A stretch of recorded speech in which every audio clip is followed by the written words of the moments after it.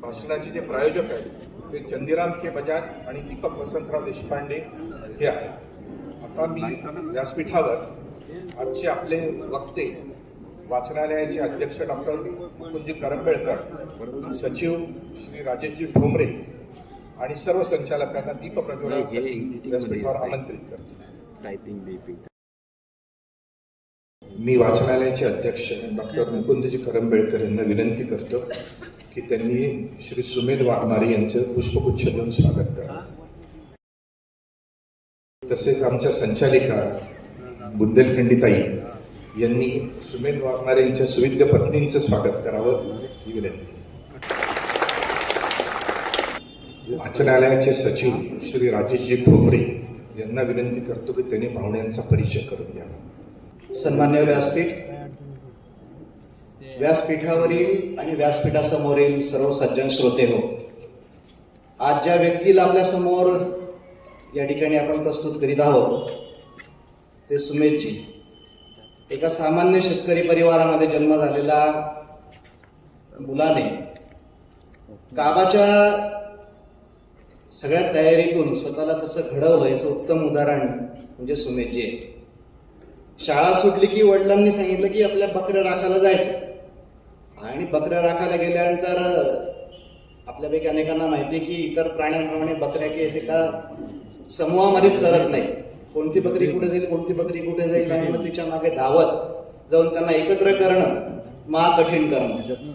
बरं, पळून पळून पळणार किती, पाय दुखणार. मग अशा वेळेला बोलवायचं कसं, तर यांना एक शक्कल सुचली की जर आपण बकरीचा आवाज काढला तर बकऱ्या आपल्याकडे येऊ शकतात. आणि तिथून सराव सुरू झाला. बकऱ्यांना एकत्र करायला लागले आणि तासनतास त्या ठिकाणी माळ रानावर बसला असताना इतरही प्राणी पक्ष्यांच्या आवाजाची नक्कल सुरू केली. शिक्षणासाठी पुण्यामध्ये आले. भूगोल या विषयामध्ये पदवी आणि पदव्युत्तर शिक्षण केलं. वेगवेगळ्या प्रकारच्या आवाजाचं डबिंग करण्याचं काम, ती कसब त्यांच्याकडे असल्यामुळे त्यांना ते मिळालं. त्यातही वेगवेगळ्या प्रकारचे कार्टून आणि इतर फिल्ममध्ये त्यांचे आवाज त्यांनी दिलेले आहेत. एक उत्तम नकलाकार कसा असावा याचं सगळं त्या ठिकाणी त्यांनी कसं स्वतःमध्ये धारण केलं. जे जे काम पडलं ते ते त्या ताकदीने त्यांनी सुरू केलं. कामाच्या निमित्ताने वेगवेगळी भटकंती सुरू झाली आणि गरजेपोटी नोकरीच्या निमित्तानं ते चंद्रपूरला ताडोबाच्या या ठिकाणी आले. अगोदर पत्नीला त्या ठिकाणी काम मिळालं आणि नंतर मग हे पुण्यात. तिथून मग त्यांचा प्रवास इकडे उलटा सुरू झाला. तिकडचं काम सोडलं आणि इकडे आले. वनविभागामध्ये काम करायला संधी होती, पण यांनी जेव्हा यांचा अर्ज दाखल केला त्यावेळेला त्यांना विचारलं गेलं की तुम्ही काय करू शकता. ते म्हणजे मी प्राणी पक्ष्यांचे आवाज काढतो, बकरीचा काढतो, गाईचा काढतो, म्हशींचे काढतो आणि आणखी काय काय. वरिष्ठ वन अधिकारी असं म्हणाले की आमच्याकडे त्याचं कामच नाही काही, आमच्याकडे वन्य प्राणी पक्षी आहेत. साधारणपणे त्याच ठिकाणी त्यांना स्पष्टपणे नकार मिळालेला होता. कारण एक रामगावकर नावाचे दूरदृष्टी असणारे अधिकारी आहेत, जे फील्ड डायरेक्टर म्हणून त्या ठिकाणी काम करायचे ताडोबाला. त्यांनी यांना संध्याकाळी एकत्र बोलवलं, सगळ्या अधिकाऱ्यांना बोलवलं आणि सांगितलं की तुला काय काय जर आमच्या समोर सादर कर. आणि मग यांनी सादर केल्यानंतर ते म्हटले की तू अगोदर आमच्या जंगलामध्ये राहा, जंगलाचं निरीक्षण कर आणि इथले प्राणी पक्षी कसं वर्तन करतात ते जरा शोधून काढ, बघ काय जमतंय का. 3 महिने जंगलातल्या आतल्या भागामध्ये अशा एका खोलीचं त्यांना सोय करून दिली की जिथे आजूबाजूला कोणतीच वस्ती नाही. मग तिथे येणारे प्राणी पक्षी त्यांचं निरीक्षण करणं. रात्रीच्या वेळी तासन तास बसले असताना हरणांचा कळप येऊन बसायचा, ते कसा आवाज काढतात ते बघायचं. आजूबाजूला येणाऱ्या प्राणी पक्ष्यांचे आवाज कसे काढतात ते बघायचं आणि सराव करायचा. आणि 3 महिन्यामध्ये बकरीपासून तर इतर सगळ्या प्राणी पक्ष्यांच्या आवाजाच्या व्यतिरिक्त जवळपास 200च्या वर वन्य प्राणी पक्ष्यांचे आवाज काढायला या माणसाकडे छानपैकी कसं प्राप्त झालं. अत्यंत मेहनतीने, अत्यंत जिद्दीने, अत्यंत ताकदीने त्यांनी हे सगळं मिळवलं. आणि आज ताडोबाचं वैभव म्हणून त्यांच्याकडे बघितलं तर त्यांच्याकडे येणारे खूप सारे लोक यांच्यासोबत त्या ठिकाणची सफारी व्हावी म्हणून यांना आग्रहाने त्या ठिकाणी बोलवलं जातं. सामान्य कुटुंबातला असल्यामुळे लोकांपर्यंत हा विषय पोहोचावा म्हणून फक्त ताडोबापुरतं मर्यादित न आता संपूर्ण महाराष्ट्रभर या प्रकारच्या कार्यक्रमात जाऊन, शाळांमध्ये जाऊन, महाविद्यालयांमध्ये जाऊन, गावांमध्ये जाऊन पर्यावरणविषयी जनजागृती करण्याचं काम यांनी सुरू केलं. आणि त्यांची एक सादर करण्याची एक विशिष्ट अशी पद्धत, आणि तो सगळं आपण जर या ठिकाणी प्रत्यक्ष बघणार आहोत, ते बघितल्यानंतर तुम्हाला कळेल की ध्यास घेतलेली माणसं किती वेगळ्या पद्धतीने काम करतात, किती वेगळ्या अंगाने काम करतात. मला असं वाटतं की त्यांचा हा परिचय खूप मोठा होईल. वेळेचं भान राखत मी या ठिकाणी माझ्या शब्दांना विराम देतो आणि गुरुजींना विनंती करतो की त्यांनी या ठिकाणी आपल्या विषयाचं सादरीकरण करावं. धन्यवाद. नाही की बरोबर फक्त माहिती, एखाद्या पक्षाची कल्पना उभी करायची आणि नेमका पक्षी कसा होता अर्धवट ज्ञान असं सोडून द्यायचं. मलाही तसं आवडत नाही बऱ्याच वेळा, म्हणून मी शक्यतो कलर दाखवण्याचा, रंगरूप दाखवण्याचा प्रयत्न करत आहे. म्हणून सर पण आपले खूप मेहनत घेत, सरांचे प्रयत्न सक्सेसफुल, प्रयत्नार्थी परमेश्वर आहे का. आता बऱ्याच जणांनी आशा सोडून दिली होती दिसेल का नाही. तो लाईट कोणता म्हणजे जरा धुंदला अजून दिसत आहे, दिसत आहे का आपण. तो लाईट बंद करावा लागते बस, हा राहिला तरी चालेल. तो जो आहे तो पूर्ण याच्यावर आहे. नेक्स्ट करायला तिथे कोणी आहे का रिमोट आहे माझ्याकडे, देऊन त्याला फक्त नेक्स्ट मी हे केलं तर बटन दाबायचं आहे, नेक्स्ट होत जाईल. चला तर चालू करूयात. आपल्या सर्वांचं आजच्या या कार्यक्रमामध्ये स्वागत आहे आणि मी तुमच्या समोर बर्डमॅन ऑफ ताडोबा म्हणजे ताडोबा मधून उडत उडत आलेलो आहे तुमच्या भेटीला. भरपूर देशातून लांबून लांबून कित्येक पक्षी येत असतात आपल्याकडे, तसाच मी एक स्थलांतरित पक्षी चंद्रपूर मधून चाळीसगावला आलेला आहे. कारण मी कल्पना करतो मी पण एक पक्षी आहे, भर पंख नाहीये पण मनात पंख आहे, म्हणून भरपूर प्रयत्न करून इथवर आलेलो आहे. हाच प्रयत्न आमचा पुढे पुढे चालूच राहणार आहे. तर चालू करूया. आज तुम्हाला ताडोबाच्या जंगलातली जी मेजवानी आहे आणि जंगल म्हणजे काय असतं त्याचा एक छोटासा हा माझा प्रयत्न आहे आणि मी नक्कीच तुम्हाला पुढे दाखवेनच. मजा सुरू करूयात. ताडोबात आला की आपल्याला मस्त भेटतो तो म्हणजे आपला राष्ट्रीय पक्षी कोणता आहे, मोर. आणि हा मोर आपल्या लांडोरला आवाज काढून मस्त आपला पिसारा फुलवतो बरं का. त्याचा पिसारा फुलतो उंच आणि त्याचे पाय असे मजबूत असतात. मोराकडे कधी पण बघायचं, मोर कशा कशामुळे अट्रॅक्शन करतो. एक पिसारा, दुसरं त्याचे पाय जे असतात ना ती मजबूती, त्याचे पाय खूप मजबूत असतात बरं का मोराला. आपण असंच नका घेऊ, कारण त्याला हे पिसं जे सांभाळायचे याच्यामुळे त्याच्या नसा टाईट होतात. मग तो पॉवरफुल भरगस्त दिसतो. एक तर याने पटवतो तो आपल्या गर्लफ्रेंडला म्हणजे लांडोरला, दुसरा पायाची पॉवर, तिसरा लाल पंख असतात बघा त्याच्या बाजूला. कधी पाहिला का डान्स मोराचा. ह्या 3 गोष्टी असतात. दूरची आहे तिला हिरवे पंख, जवळची आहे तिला लाल पंख. दोन्ही पण म्हणजे त्याच्याच. तर तो आवाज काढतो, तिला बोलवतो आणि मस्त जोरजोरात आवाज काढतो.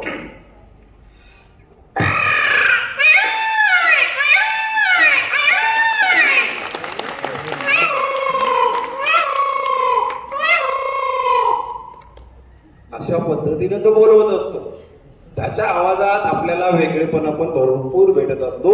जेव्हा वाघाची एंट्री होती, वाघोबा आला ना, त्याचा आवाज पूर्णच बदलून जातो. काय घसा बसतो का नाही, भीती. आपला राजा आलाय ना, हा पक्ष्यांमधला राजा आला तो त्यातला. कारण शिकारी शिकार असती, वाघाला पक्षी असो का प्राणी असो काही बी चालतंय. तर हा मग ओरडायला लागतो आणि भीतीचा आवाज काढतो, त्याला म्हणतात कॉलिंग.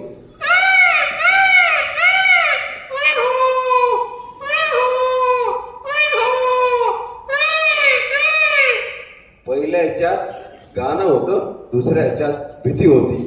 अशी ही वेगवेगळी साऊंड. आता बघा, 1 2 3 असे त्यात खूप साऱ्या व्हरायटीज असतात, व्हेरिएशन असतात. त्याची ही मजा मी तिथे बघत असतो तेव्हा मला तो आनंद मिळत असतो. याची तुम्हाला इतिहासामधले एक किस्सा सांगतो. सकाळच्या मुलांना सांगितला. इतिहासामध्ये म्हणजे 150 वर्षापूर्वी जसं की आपले छत्रपती शिवाजी महाराज जेव्हा जंगलातून चालले होते, तर खूप ज्ञानी जंगलातून चालले होते हो, पण त्यांना वसंत ऋतूमध्ये आवाज आला मोराचा.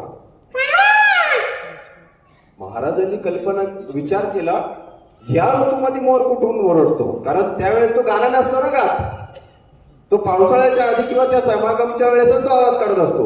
मग महाराजांनी त्याचा शोध घ्यायचा प्रयत्न केला आणि कुठून मोर ओरडतोय गेले तर एका झाडावरती चड्डी आणि बनियान घातलेला मुलगा बसला होता आणि तो आवाज काढत होता. महाराज हैराण झाले, त्याला खाली बोलवलं. एवढा सुंदर आवाज आणि त्याच्या पाठीवरती शाबासकीची थाप दिली. त्यांचं नाव होतं बहिर्जी नाईक. त्या काळात ते होते, आताच्या काळात मी आहे. इतिहासाच्या खुणा परत आपल्याला जाणून देत असतात. किती सुंदर इतिहासातले हे किस्से असतात. बहिर्जी नाईकांना महाराजांनी गुप्तहेर खात्याचे सेनापती म्हणून घोषित केलं. त्यांनी महाराजांचा आवाज पण काढायचे, पक्षांचे सगळेच काढायचे आणि त्यांनी आग्र्यावर जी सुटका केली, पूर्ण महाराजच बनले होते. तिथले लोक सगळे विसरून गेले महाराज आहे का हा डुप्लिकेट, महाराज पिटारात बसून काय. अशी ही कलाकाराची जादू आहे आणि त्याच्यामध्ये आहे ना खूप मजा आहे. तर इथं या इतिहासाच्या पाऊलखुणा आपल्याला दिसत असतात. म्हणजे मोराची ओळख. मारुती चित्तमपल्लींच्या पुस्तकात पण यांचा किस्सा तुम्हाला दिसत. बरेच लोक अंधश्रद्धेवाले काय म्हणतात, मोर नाचतो मग रडतो आणि मग त्याचे ठेप पडतात आणि लांडूर जाऊन ती झेलते आणि मग कुठे त्यांना पिल्ल होतात. कुठं कनेक्शन, तसं कधी होत नसतं. मग हा काय करतो, असा ग्रुप घोळका असतो मोरांचा, त्याच्यामध्ये नर सुंदर आपलं नृत्य मध्ये येऊन करतात आणि ज्याचा पिसारा मानेदार आहे, ज्याचा चांगला डान्स आहे, त्याला सगळ्याच फिमेल पटतात रोल मधल्यावर का. पण ज्याला पिसाराच नाहीये त्याला एक बी फिमेल पटत नाही, म्हणून त्या मोराला म्हणतात मुखना मोर. त्याला कधीच पिसारा येत नाही. त्याची नोंद पण आपल्याला त्या पुस्तकात भेटेल. असं हे सुंदरसं वर्णन आपल्याला तिथून बघायला मिळतं. आणि मोरांवरती विषय चाललाय, ते पुढे घेईनच मी. तर हा सुंदर आणि पानेदार फक्त नर असतो बरं का, मादी नसते. म्हणजे हे जे पिसारा दिसतोय ना, ते ग्रीनपणा दिसतोय. मादीचा रंग फक्त असा असतो, पाहिलाय ना, हा मादीचा रंग, हा नराचा. एवढं हे सुंदरपणा, कारण त्याला आकर्षक करायचं असतं, ते त्या निसर्गाने त्याला बनवलेलं आहे. तर सगळ्या पक्ष्यांमध्ये कोणताही पक्षी घ्या, सगळ्यात सुंदर हे नर असतात. कळलं? सगळ्यात सुंदर नर असतात. त्याला अट्रॅक्ट कष्ट करायचंय, सगळं मेहनत करायच्या ती नराला. नेक्स्ट यांचा जवळचा मित्र तो म्हणजे ह्या ठिपक्यावाला हरिण, त्याला चित्तळ म्हणतात, स्पॉटेड डिअर. आता हा स्पॉटेड डिअर काय करत असतो, गवतांच्या भागामध्ये राहत असतो, गवत कुरणांचा त्यातले गवत खात असतो. इथे वन विभाग ग्रेट वर्क करतं, म्हणजे गवती कुरणांचा विकास करतं. म्हणून तर ताडोबामध्ये हरणांची संख्या चांगली आहे. असं नसतं की तुम्ही गेले म्हणजे प्राणी भेटले, नाही, त्याच्या मागे सगळं मॅनेजमेंट असतं. झाड, ते गवत, ते जलाशय, सगळं काय असल्यावर सगळी गोष्ट असणार आहे. आता जर गवतच आहेत आणि हरणाने खाऊन जर संपवले, सगळं संपून जाईल ना. मग यावरती कंट्रोल करणारा असतो वाघ. जंगलाचा राजा आणि जंगलाचा प्रिन्सिपल म्हणलं तरीच चालेल. कारण हा वाघ गवत संपू नये, झाडं संपू नये म्हणून त्याच्यावर कंट्रोल करत असतो. तर जसं की हे स्पॉटेड डिअर आपलं चारा खात असताना आपल्या पिल्लांनाही आवाज देतो. चुकून पिल्लू लांब गेलं तर लगेच इकडे असा आवाज येतो. कधी ऐकलाय का? असा आवाज येतो. पण तिथेच भीतीदायक झालं. म्हणजे काय, सगळं जंगल शांत झालं आणि त्या शांत वातावरणात आवाज येतो,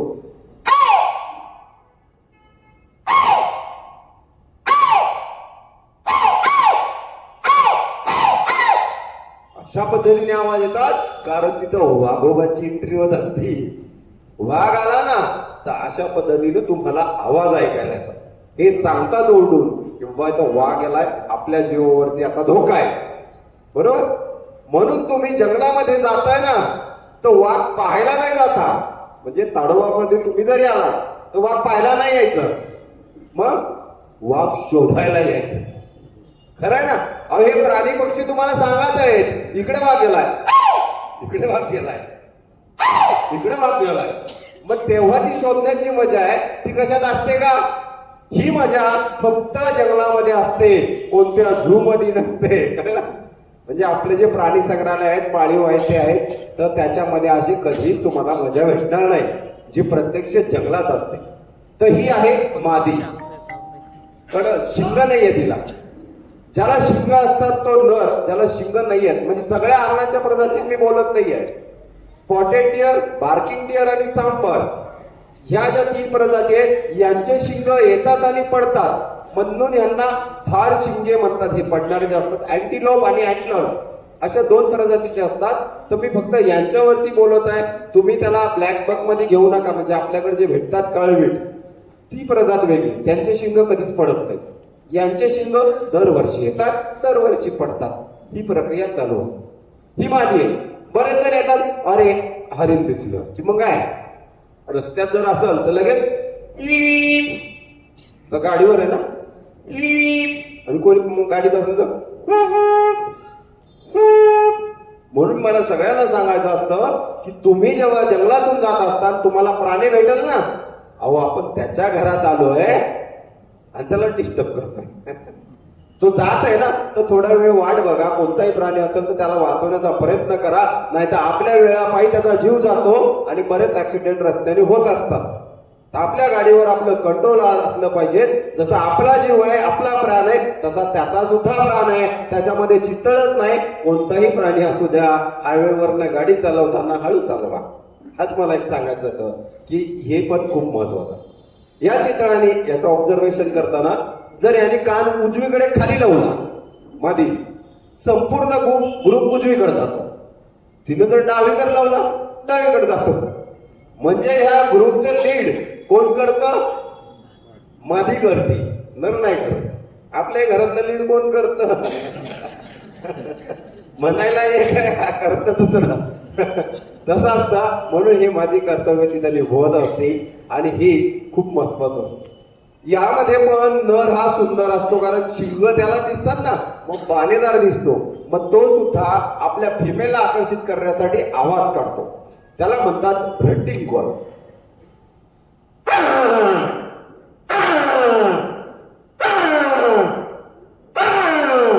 हा जो 7 वेळा काढेल ना, हे म्हणजे मी 3च काढले ना, त्याला 7 वेळा काढायला लागतं. तेव्हा कुठं त्याची मादी पळते ती. बाप रे, इथं माझा या 3च याच्यात दम वर चालला.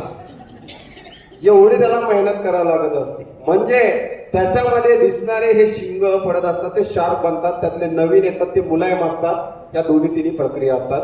याच्यामध्ये पण दिसणारा सुंदर हा नरच असतो. कळलं? पक्ष्यांमध्ये सुंदर नर, प्राण्यांमध्ये सुंदर नर. मग माणसामध्ये सुंदर कोण आहे? हा, कोण आहे? नर, फिमेल? कोण आहे? तुमचं काय मत आहे? बोला. फिमेल. बघा मॅडम म्हणत आहेत आम्ही, म्हणजे मॅडम. तुमचं म्हणणं तुम्ही म्हणताय फिमेल. बर, इथं मी कोणाला भांडणाऱ्याला लावणार. इकडे मेजॉरिटी जास्त, इकडे तिकडे काही नाही. याच्यामध्ये सुंदर तुमचं मत आहे फिमेल, तुमचंही मत आहे फिमेल आहे, कारण आपल्याला घरी बी जायचंय.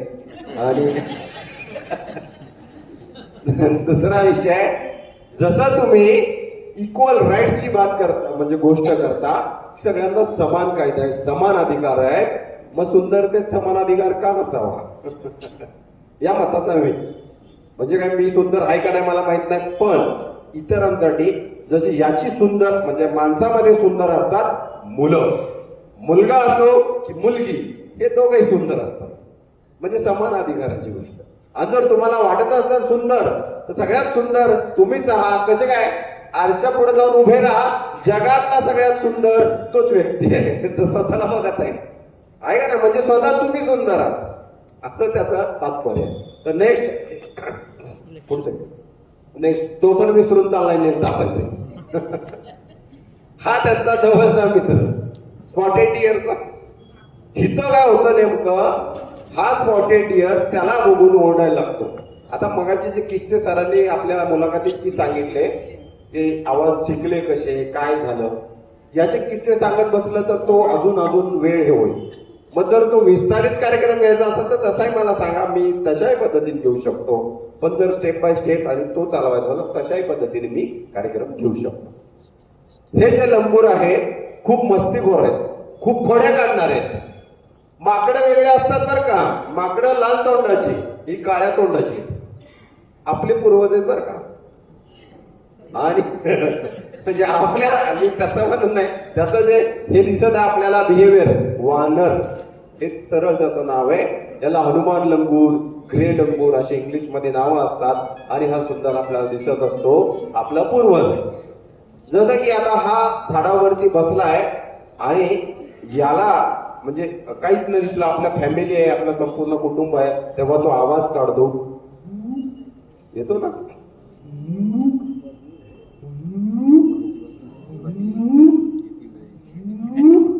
पण हा आवाज तर मी मूव एवढाच करत आहे. अहो त्याला बघा, त्याचा एवढा मोठा गळा फुगतो. माझा फुगतो का हो? माझ्या तेवढ्या नसा फुगल्या असत्या कधीच फुटून गेल्या असत्या. तो प्राणी आहे, मी पण प्राणी आहे, पण त्याचं हे आहे. पण मी त्याला दुसऱ्या पद्धतीने क्रिएट केलं, इको देत आहे त्याला, तसं हे बनवत आहे. ही खूप मेहनत असते त्याच्या मागची. ह्या नसा काय अशाच नाही आहेत. मग तुमच्यासारखं माझंही जीवन आहे. आपण आपल्या नसांना जपण्यासाठी किती हे करतो मेहनत, मला पण करावे लागते. पण बऱ्याच वेळा मला प्रश्न विचारतात, तुमचा आवाज एवढा मोठा जातो 2-2 किलोमीटर 3-3 किलोमीटर, मग सर घसा खराब होत नाही का, तुमच्या नसा खराब होत नाहीत का? होऊ शकतात, मी त्याच्याही मतात सहमत आहे. पण माझ्या मनात फक्त एक प्रेरणा आहे, माझं जे जीवन आहे, माझ्या ज्या नसा आहेत त्या निसर्गासाठी झिजत आहेत, माझ्यासाठी नाही. तेव्हाही कधी पण आवाज बंद होईल नाही होईल मला माहित नाही, पण शेवटचा श्वास हा निसर्गासाठीच राहणार आहे. मग आपला आवाज निसर्गाचा आवाज म्हणून मी हे काम आपलं प्रामाणिकपणे जेव्हा होईल तेव्हा पाहून घेऊ, पण ते चालत राहू असंच राहतं. जसं ह्यांनी त्या नसा ह्या विषयावर बोललो मी, माकडाच्या ह्या गोष्टी राहतात. आता इथं ते मस्त झाडाच्या चिंचेच्या झाडावर बसून चिंचा खात असतात. आपल्यासारखी थोडस नाही खात, पूर्णच्या पूर्ण पाला चिंचा सगळं काय खात असतात. सगळे खात आहेत, पण त्यातला एक कंटिन्यू असं बघत असतो. कुणाला बघतो सांगा तुम्ही? हा, वाघिणीला. कुणाला? मादीला म्हणत आहेत सर. तुम्ही तिकडच्या झाडावरच्या मादीला बघतो का? नाही, तो बघत असतो. म्हणजे सगळे खात असले ना, त्यातला एकाची नजर कंटिन्यू असते, ती म्हणजे बिबट्यावर. तुम्ही बघा, जंगल बघण्याची ती मजा असते. तुम्ही किती काही केलं तर तो त्याची नजर कंटिन्यू इकडे तिकडे पाहत असते. आणि तिथे जर वाघ आला ना, एक वेळेस काहीच नाही, हा वाघोबा आहे का बाबा, जा गेला. पण बिबट्या आला की सगळं काही बदलतं. एकही झाडावर राहत नाही, सगळे थांबायला लागतात आणि त्यामध्ये आवाज काढतात. 5 किलोमीटर असला तरी सुद्धा त्याचा आवाज येतो.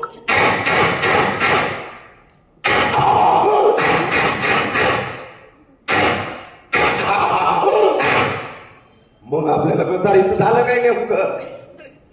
मी कधी पण त्याने, आता मी जंगलात फिरायला जातो ना, दुर्बीण घेतली, कॅमेरा घेतलं की निघत असतो. बायको पहिलाच सांगून ठेवती, मग अशी भेटलीत बायको, दिसली तुम्हाला, जाताना सतर्क. मग आता सांगितलं तर आहे, घरून सतर्क जा, जंगलात फिरायचंय. जेव्हा तिकडे चितळ आणि हे वानर असे कॉल आले की माझं पुढचं पाऊल आहे ना ऑटोमॅटिक मागे येते, इकडे जायचं नाही. म्हणजे या जंगलातल्या चावून कुणाचं ओळखल ना, तो बरोबर जंगल चालल, जंगलचा अभ्यास करल.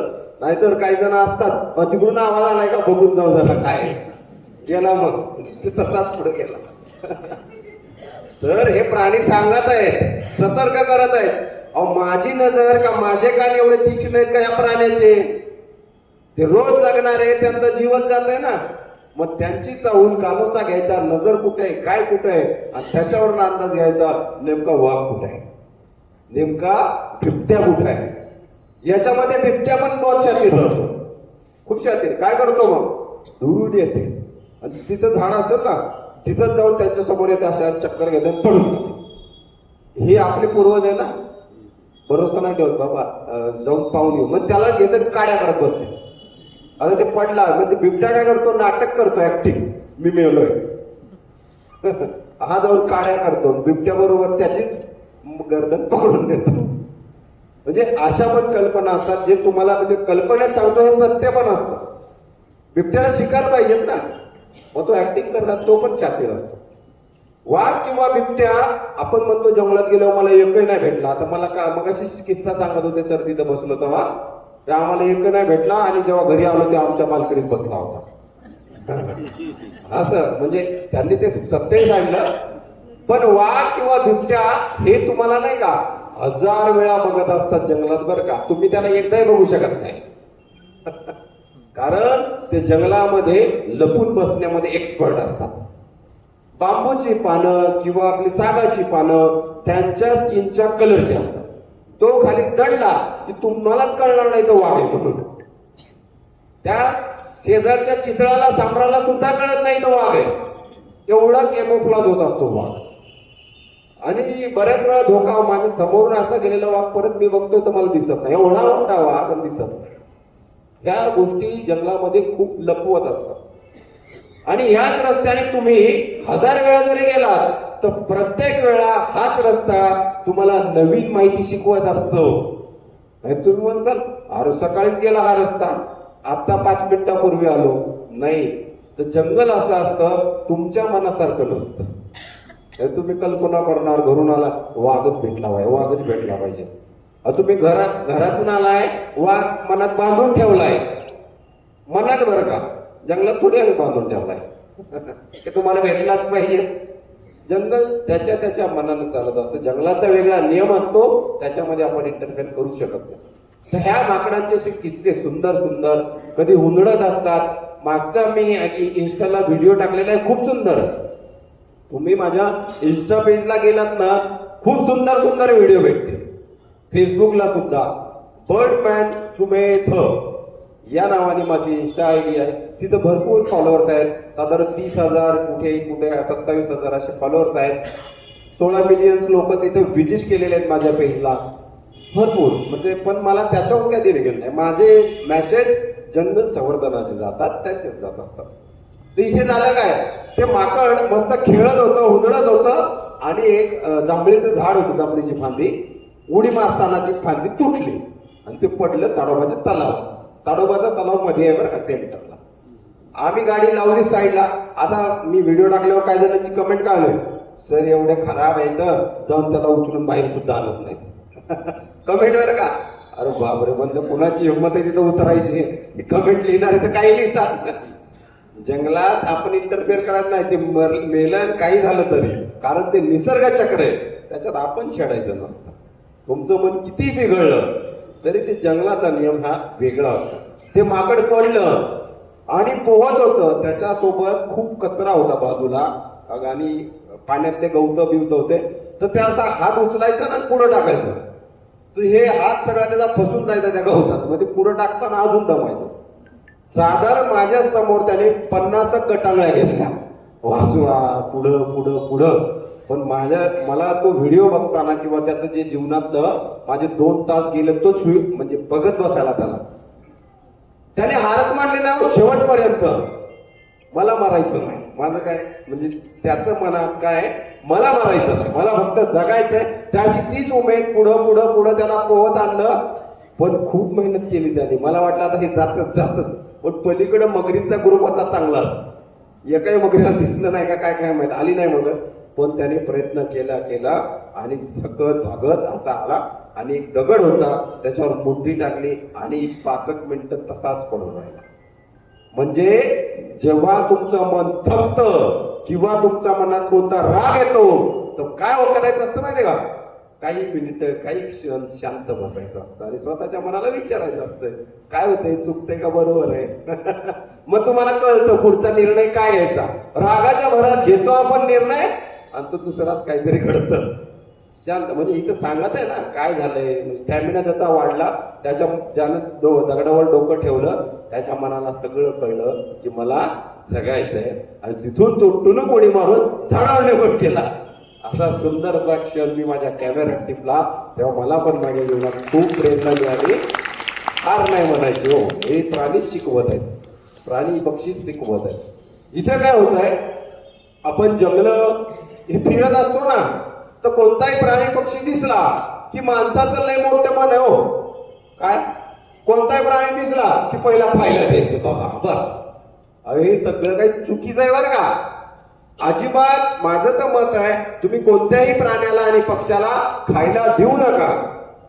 तुम्ही म्हणसाल मग ते उपाशी मरतील ना राहू. नाही, जंगलातल्यावर का माझा मुळीच तो सांगण्याचा उद्देश नाही की तुमच्या घरच्या कुत्र्याला तुम्ही उपाशी ठेवा. इकडचा विषय वेगळा, इकडचा विषय वेगळा. तुम्ही जंगलात येताय किंवा जंगलाच्या बाजूला फिरताय, पशु पक्ष्यांना जंगलातल्या खायला द्यायचं नाही. याचं कारण तुम्ही जे खाद्य देताय हे आहे चपाती, हे आहे कुरकुरे, हे आहे बिस्किटचे पुडे, कुणी कुणी आईस्क्रीम, काही सुद्धा हो. हे सगळं माणसाने बनवलेले पदार्थ आहेत, तेलकट पदार्थ आहेत, प्रोसेसिंग केलेले पदार्थ आहेत. जेव्हा तुम्ही या प्राण्यांना खाऊ घालचाल यांचं वय असतं 20 वर्ष, ते खाल्ल्यानंतर फक्त 10 वर्ष जगतात. गलती चुकी कोणाची आहे, त्या माकडाची आहे का की मी खातो म्हणून. आपण चुका करतो याचे भोग याला मिळतात. म्हणून माझी विनंती आहे तुम्ही जाल तिकडं कृपया करून प्राण्यांना, जंगलातल्या प्राण्यांना आवर्जून खायला देऊ नका. प्रोसेसिंग केलेले पदार्थ, त्याच्यामध्ये फळं सुद्धा आले बरं का. असं म्हणतात तुम्ही फळं खाऊन प्राणी तर खातील. तुम्ही बरोबर म्हणताय, आज दिलं तुम्ही फळ बरोबर, उद्या द्यायला परत येणार का तिथं. एक दिवसाचं येणार आणि आयुष्यभर त्याला भिकारी म्हणून जाणार. मग जो दिसल त्याच्यावर अटॅक मग तुमचं हिसकावून घेणार. म्हणजे ह्या गोष्टी घडत असतात. तर काही न करणं हे पण ग्रेट असतं. याचा अजून एक मी म्हणजे माझ्या जीवनात अनुभवलेलं एक उदाहरण आहे. आता गावाकडची आमची आजी, तिचा मुलगा चांगला सुशिक्षित सगळं काय, आजी पाणी भरून आणत आहे घागरीनं बरोबर. मग मुलगा एखादा आला आणि मध्येच आजीची घागर घेतो आणि लय मोठं बंद करतो. मी आजीने मदत केली. अहो ती आजी काय आज नसती करत, रोजच करत असती. एक दिवसाचं येतो आपण, मग तिला वाटतंय हे पोरग जर रोज चालत तर आहे का ना. म्हणजे येतो आपण आणि अडथळा निर्माण करतो. रोजच्या कामामध्ये अडथळा निर्माण झाला तर कुठंतरी रोज आशा बघतो कोणतरी आज येईल, आज कोणतरी येईल. पण तसं न करता जी काम करत आहे, जोपर्यंत तिचे पाय चालत आहे, हात चालत आहे, तिला चालू द्या. ती प्रेरणा आणि तिला माहिती आहे मला हे करायचं ते करायचं. आणि आपण कुठेतरी ते पावलं 2 चालत असले त्याला अडवतो. आणि चालणाऱ्या माणसाला सुद्धा एखादी पायरी आजी चढत असतो ना, आजी राहू ते पाय दुखतात, तिची इच्छा आहे मी चढू शकते आणि आपण अडवतो, नको नको. म्हणजे एखादा माणूस प्रयत्न करत असेल ना त्याला प्रेरणा, हा चढू शकता, या हळूहळू या, थोडस प्रेरणा द्या. अशा पद्धतीने हे माझं निरीक्षण आहे, ऑब्झर्वेशन आहे. तो माणूस अजून चांगलं जगायला शिकेल, अजून चांगले हे प्रयत्न करेल. तर ह्या प्राण्यांना आपल्याला जर वाचवायचं असेल तर काय करायचं. हे नैसर्गिकरित्या झाडाचे पानं खातात, झाडाच्या साली खातात, झाडाचे फळं सुद्धा खातात. युट्यूब, इंस्टाला कित्येक व्हिडिओ असे येतात, कुणी कुरकुरे टाकले, कुणी बिस्किट, कुणी तर असे लायाचे पोते भरून आणले होतच बसते. त्याला बघतो आपण आणि म्हणतो लय भारी करते राहो, त्याला एक लाईक आपली झालीच पाहिजे. अशा व्हिडिओना लाईक देण्यापेक्षा खालचं एक बटन असते अजून एक, काय ऑप्शन, रिपोर्ट. अहो करून टाका तुमचा रिपोर्ट. तो व्हिडिओ तिथून बंद होईल, बॅन होईल. असे व्हिडिओ काय कामाचे जिथून प्राण्यांचे जीव जातात. तेच बघून आपल्या मनात येतो मी जर टाकलं तर मी बी फेमस होईल. फेमस होण्यासाठी प्राण्यांचं जीव नका घेऊ. तुम्हाला दुसरे पण पर्याय आहेत, त्यांच्यावरती हे करा. प्राणी पक्षी दाखवून फेमस नका हो. नेक्स्ट जसं की आता नेक्स्ट हा आहे रेड जंगल फाउल. मला सरांनी दाखवलेलं आहे, राजेश सरांनी. आपल्याकडे भेटतो गवताळा अभयारण्य, पण ताडोबात नाही भेटत बरं का. कारण त्यांचं जे आहे डिस्ट्रीब्युशन प्रत्येक ठिकाणी वेगवेगळं असतं. प्रत्येक पक्षी काय सगळीकडेच भेटेल असं नसतं. तर हा रेड जंगल फॉल काना, पेंच, बांधवगड आणि आपल्याही भागात भेटतो. तुम्ही खूप लकी आहात, तुमच्याकडे भेटतो, आमच्याकडे नाही भेटत. मग आमच्याकडे भेटतो तो कोणता? तो कोणता भेटतो? हा ग्रे जंगल फॉल. तडोबामध्ये फक्त हा कोंबडा भेटत आणि इथे दोन्ही भेटतात. दोघांचे मी फोटो बघा.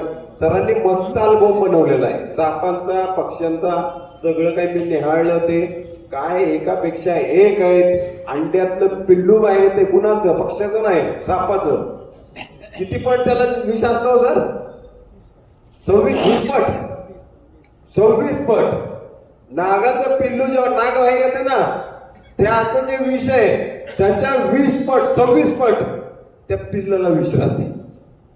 म्हणजे वाघानं, त्या नागाने एवढं दंश केला तर काही थोडस वाचू शकतं, पण पिल्लाने दंश केला तर डायरेक्ट वरचं तिकीट कन्फर्म असतं. कारण त्याला माहितच नाही ना मी किती विष सोडायचं आहे.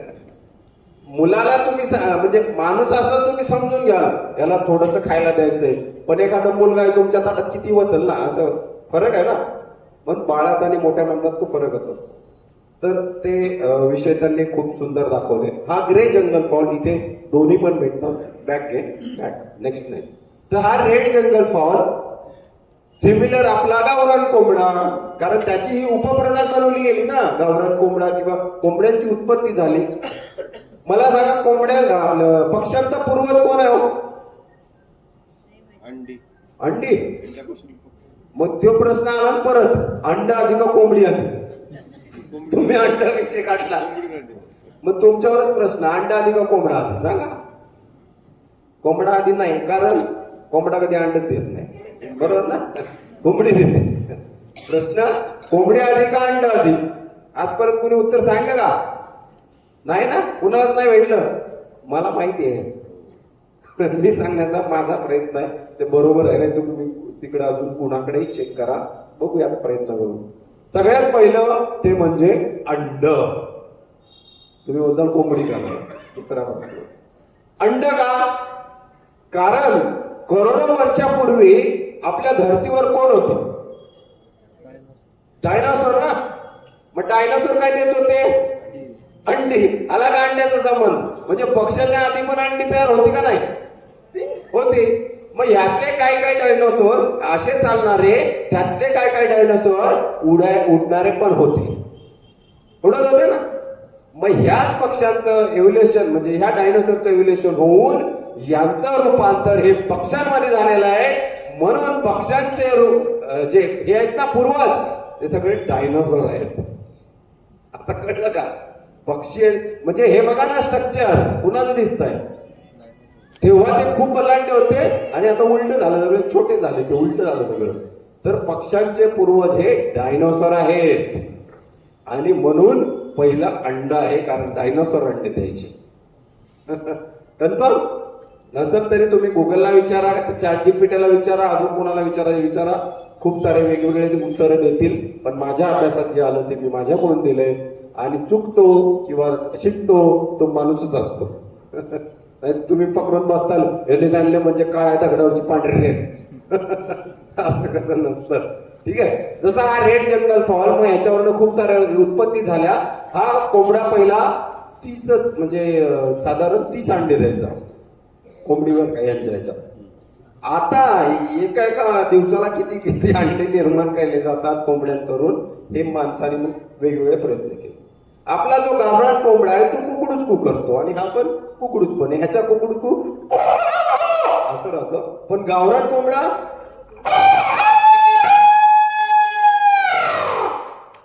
असा ओळखतो. त्याचे आवाज काढताना त्याचा तुम्ही रूप पाहिलं ना कोंबड्याचं, कधी कोणी पाहिलंय का कोंबडा जवळ? असं तर पाहिलं असेल, बऱ्याच जणांना आवडत असेल खायला, कुणाला पाहिला आणि आहे का नाही. मग होतं काय, जो कोंबडा ओरडताना बघा थोडस उंच भाग जातो, जिथं उंच आहे, टेंगुळ आहे, काहीतरी आलेलं आहे, त्याच्यावर जातो. आपले पंख पहिला फडफड फडफड करतो आणि मग आपली मान थोडीशी वाकवतो, मस्त बालेदार बनवतो आणि मग आवाज काढतो.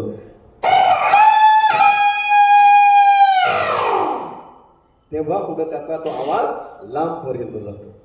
मी जरी गावात आवाज काढला ना, जिथे कोंबडे राहतात, रात्री 12ला सुद्धा मी ओरडू शकतो. मला काही टाइम नाही लागत. त्यांचा सूर्य कधी उगू शकतो मी. म्हणजे ह्या पण मजा मी तिथून, म्हणजे जी शेतकरी लाईफ होती ना माझी, कोंबड्याची माझी पहिली मैत्री झाली होती. नंतर बकऱ्यांची झाली. म्हणजे स्टेप बाय स्टेप जे माझे प्राणी होते, पक्षी होते, ते घरात. बाजेवरती चांदण्या टिपत टिपत आजोबांसोबत झोपून जाणारा मी, एक छोटासा मुलगा त्यावेळेस. आणि तेव्हा मोबाईल नाही, काय नाही, मग मी रोज तारे मोजायचो. तसा चादर ओढ घेऊन. बाज माहिती आहे ना सगळ्यांना? नाही माहित? 4 पायी दोऱ्यांवाली विणलेली खाट. पण ते आपल्याकडे बाज, अजून मराठवाड्याची भाषा आहे, बाज म्हणते, दोऱ्याने विणलेली. हा, त्याच्यावर गोधडी मस्त टाकलेली, त्याच्यावरती झोपून जायचो तारे मोजत मोजत. सकाळी तो कोंबडा माझ्या पायावरची चादर काढायचा आणि मलाच हे करायचा. का? मी त्याला रोज कांदा कापून टाकायचो ना, मग माझ्यासोबत तिखट. मग काय, आमच्या दोघांची मोठी जुगलबंदी लागायची सकाळीच उठून. तिथून ह्या कोंबड्यांच्या, माझ्या आवाजांच्या वेगवेगळ्या व्हेरिएशन तयार झाल्या. आणि तिथं मग काय काय व्हायचं, कोंबडा आहे, मग कोंबडी त्याची गर्लफ्रेंड बी आहे ना सोबत, तिचा आवाज वेगळा.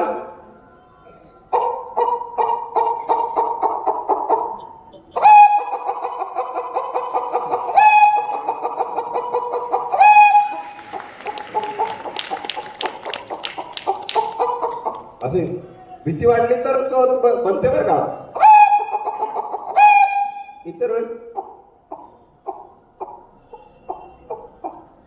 कधी पिल्ल येत ना तिच्या सोबत, बघा पिल्लावाली ती कोंबडी, ती फक्त आणि पायाना उभरत राहते. गांडूळ किडे वगैरे चालू राहत. आणि चुकून पिल्लू मागे राहिले ना. आता मी प्रयोग केला होता एकदा. कोंबडी तिकडे आहे, मी इकडे आहे, पिल्लू नाही मी तिथं बरं का, पण आवाज काढला.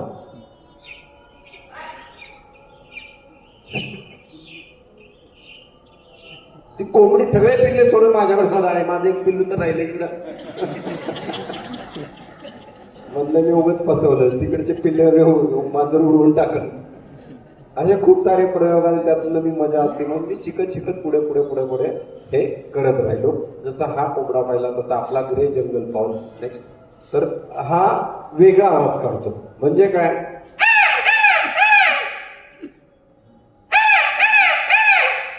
कोंबडा असला की मनात फक्त कुकडूच येते, पण पक्षाची प्रजात बदलली की आवाज बदलतो. सरळ सोपं. तुम्ही जेव्हा रस्त्याने चालता, शेताच्या बांधांवरती जाता, कुठे फिरायला गेला, कित्येक पक्षी ओरडत असतात हो तुमच्या परिसरात. जसं एक झाला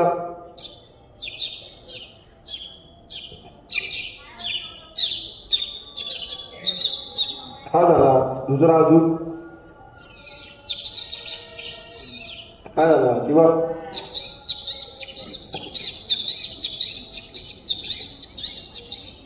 दुसरा अजून एक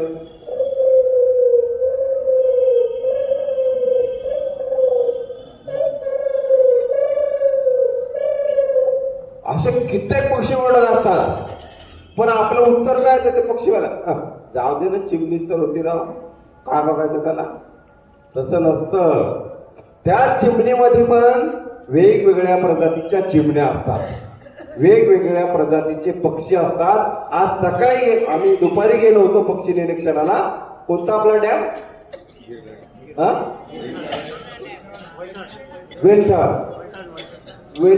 वेलठाणा डॅम जे आहे त्याच्यावर गेलो. साधारण मला एकच, आम्ही जास्त पण नाही फिरलो, अर्धा किलोमीटर किंवा 1 किलोमीटरचं अंतर पार केलं त्या वेलठणच्या बाजूला. तर परदेशी पाहुण्यांचं खूप आगमन झालेलं आहे. साधारण मला 48 ते 50 पक्षी भेटले फक्त अर्ध्या किलोमीटर मध्ये. अहो, तुमचा जिल्हा किती मोठा आहे, तालुका किती मोठा आहे, आणि तुम्ही 50 पक्षी पाहिले. म्हणजे इथून एवढ्याच 50 भेटतात. प्रत्येक कोपऱ्यामध्ये किती पक्षी असू शकतात? मग शोधायचं कोणी? प्रश्न, आम्ही काही मोकळे आहे का, रिकामे आहे का, असे बी प्रश्न येतात. अहो, पक्षी पाहायला लागताल ना तर तुमचं विश्व एक वेगळंच निर्माण होईल. कसं काय? कारण नेक्स्ट मला ते म्हणजे मला सांगा, जगातली फास्ट पळणारी रेल्वे कोणती? Bullet train. करेक्ट. जपानची कंपनी आहे ती बुलेट ट्रेन, बरोबर. तिने जाऊन काय केलं, पहिला दुर्बीण घेतली आणि रोज खंड्याला पाहिलं, रोज खंड्या हा किंगफिशरला पाहिलं. अरे हा उडतो, भुर्र जातो, मच्छी पकडतो, पळून जातो.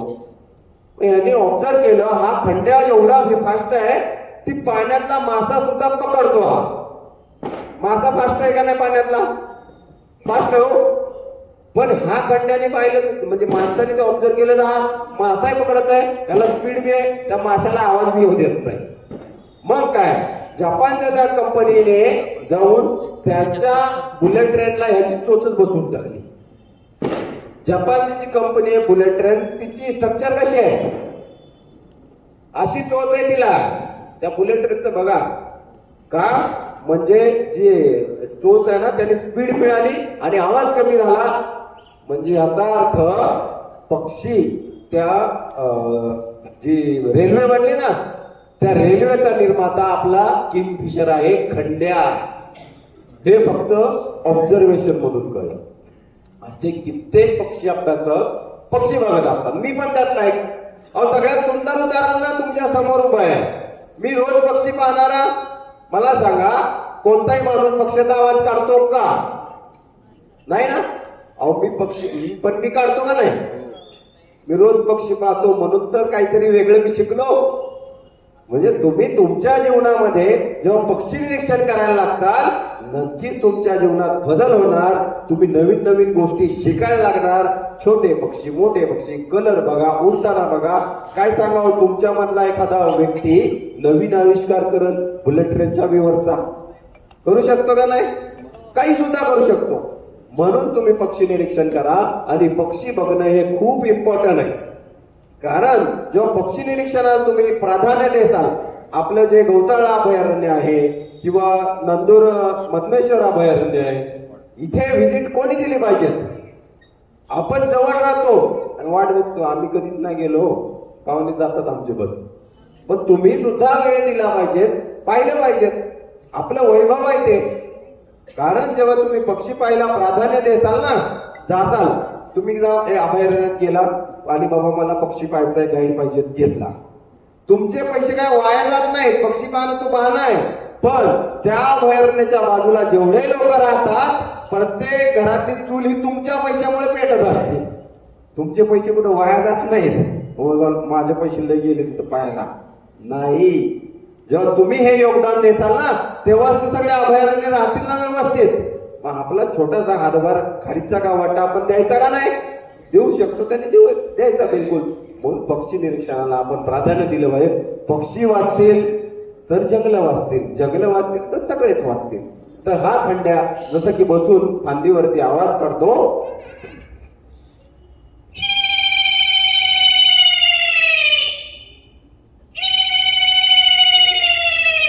पुन्हा उडत असेल तर आवाज वेगळा येतो. अशा पद्धतीने ओरडत असतो. म्हणजे प्रत्येक ऍक्शनला वेगवेगळे पक्षी वेगवेगळे आवाज काढत असतात.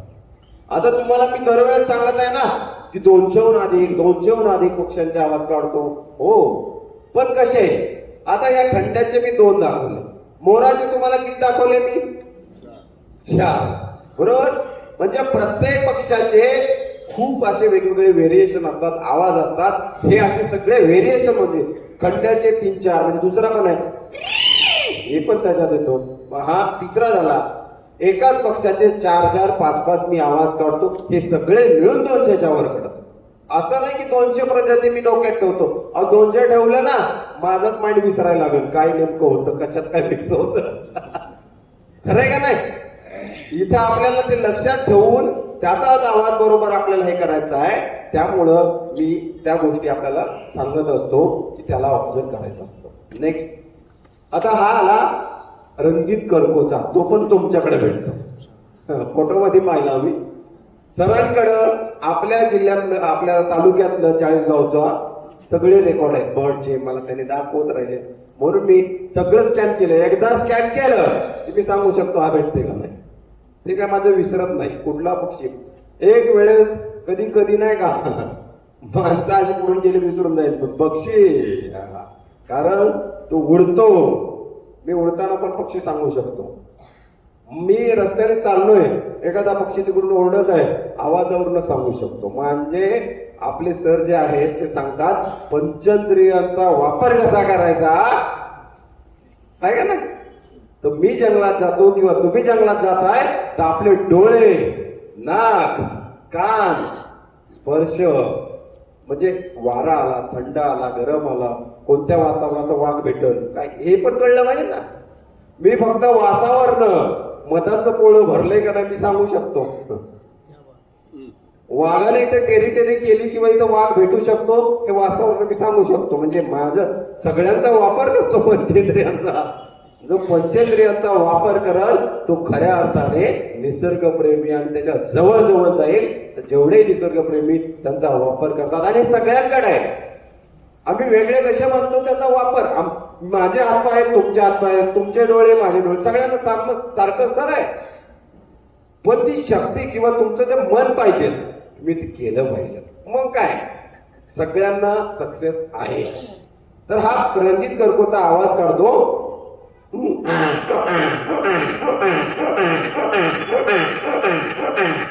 आणि ओपन बिल स्टार उघड्या चोचीचा करतो जातो वेगळा. हे का दाखवतोय, एखादं झाड कापताना आवाज येतो ना, कल्पना करत असतो मी आवाज कुठून निर्माण झालाय, मग त्याची ऍक्शन कशी होती. तर ते जेव्हा मनात कल्पना करसाल तेव्हा ते जुळणार आहे.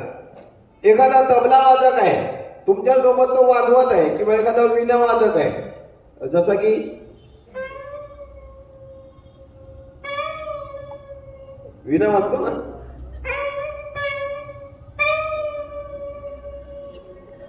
असंच तर वाजतो. त्याची सातवी तार जर छेडली तर वेगळी वाजते. म्हणजे माझ्याकडे मी जेव्हा शिकायला जात होतो तबला हे वीणा, म्हणजे वीणा येत नाही मला, बासरी. मी एकदा गेलो आणि तबला वाजवला, आठवडाभर बोट फुल सुजली. म्हणजे फार आता म्हणजे वाजवायची इच्छाच नाही. सर म्हणले तुला त्याच्याशिवाय पर्यायच नाही, म्हणजे शिकायचं म्हटल्यावरती एक मेहनत घ्यावं लागेल. बघा तबले वाजवणारे पहिले बोट सुजतात, त्याला मग सवय लागते, हळूहळू ते प्रयत्न होतात. तर माझे बोट सुजले, मग मी काय बदलून टाकलं. सर मी काय वाजवणार नाही, मग सगळे आवाज मी तोंडानंच काढायला शिकलो. मग माझ्याकडे गिटार आहे, विणा आहे, तुतारी आहे, पिपाणी आहे, सैनाई आहे, सगळे आवाज जे मला 12 व्हरायटीचे आवाज मी काढू शकतो फक्त तोंडाने. जसं गिटार जरी असेल तरी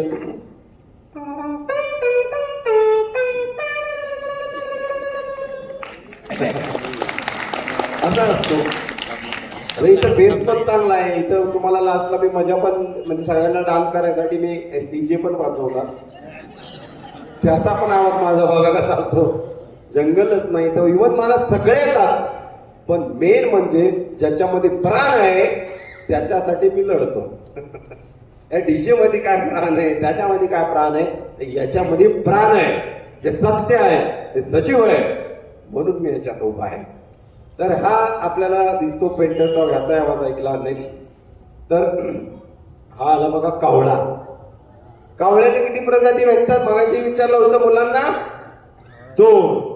दोन्ही प्रजाती मी इथे दाखवलेल्या आहेत. हे फोटो माझेच आहेत.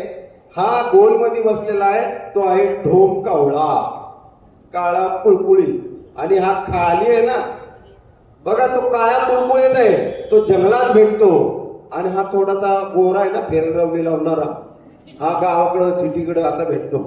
जंगलातले काळे, इकडचे थोडे गोरे, सरळ सरळ दिसत आहे का नाही. कावळे ओळखायची पद्धत. ढोम कावळा म्हणजे त्याची चोच थोडीशी मोठी असते, त्यांना म्हणतात लार्ज बिल्ड क्रो, मोठ्या चोचीचा कावळा, ढोम कावळा. सगळ्यात हुशार पक्षी कावळा. तुम्हाला एक मजा सांगतो की सगळ्यात पहिला नाही का या कावळ्यांनीच मला नाही का पैसे दिलेत बरं का.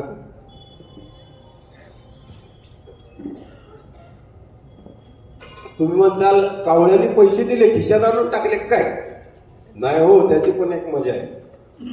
मी गेलो पुण्यामध्ये शिक्षणाला 10वी नंतर. आमची फॅमिली तशी मोठी आहे, बरगस पाहिजे, 6 भाऊ आहे आम्ही. तर शिक्षण प्रत्येकाच होईल, कारण 6 भावंड असल्यामुळे आई बाबा सगळे शेतकरी असं सगळं. तर ते शक्य होईल नाही होईल ते पुढचं पुढं राहिलं. पण मी पुण्यामध्ये गेलो, तिकडे भरपूर मेहनत केली. पण पप्पा म्हणले पैसे नाही ना, ये घरी. पप्पा टेन्शन घेऊ नका हो, पटेल ते काम केलं. मग त्याच्यामध्ये दूध पॅकेट टाकणं, पेपर टाकणं, डिलिव्हरी बॉय करणं, सगळे पुण्यात जे काम भेटलं ते केलं मी. त्याच्यामध्ये एक काम केलं, भाजीपाला विकायचं. भाजीपाला विकत असताना नाही का, त्याच्यामध्ये टोमॅटो खराब निघायचे राव, तडलेले असतात ना, आपल्याला माहिती आहे. मग ते मी टोमॅटो निवडायचो आणि बाजूला टाकायचो.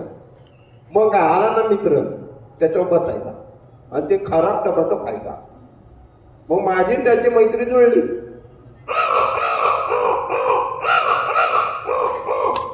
लोक बाजारात यायचे भाजीपाला घ्यायला, विसरून जायचे आणि आमचाच कार्यक्रम बघत बसायचे. काय सुंदर चाललंय आमचं गप्पा टप्पा. हा, विसरून जायचे, भाजी राहिली तिकडं. कधी कधी तर माझं गिराईक पण जास्त व्हायचं. तिथं झालं.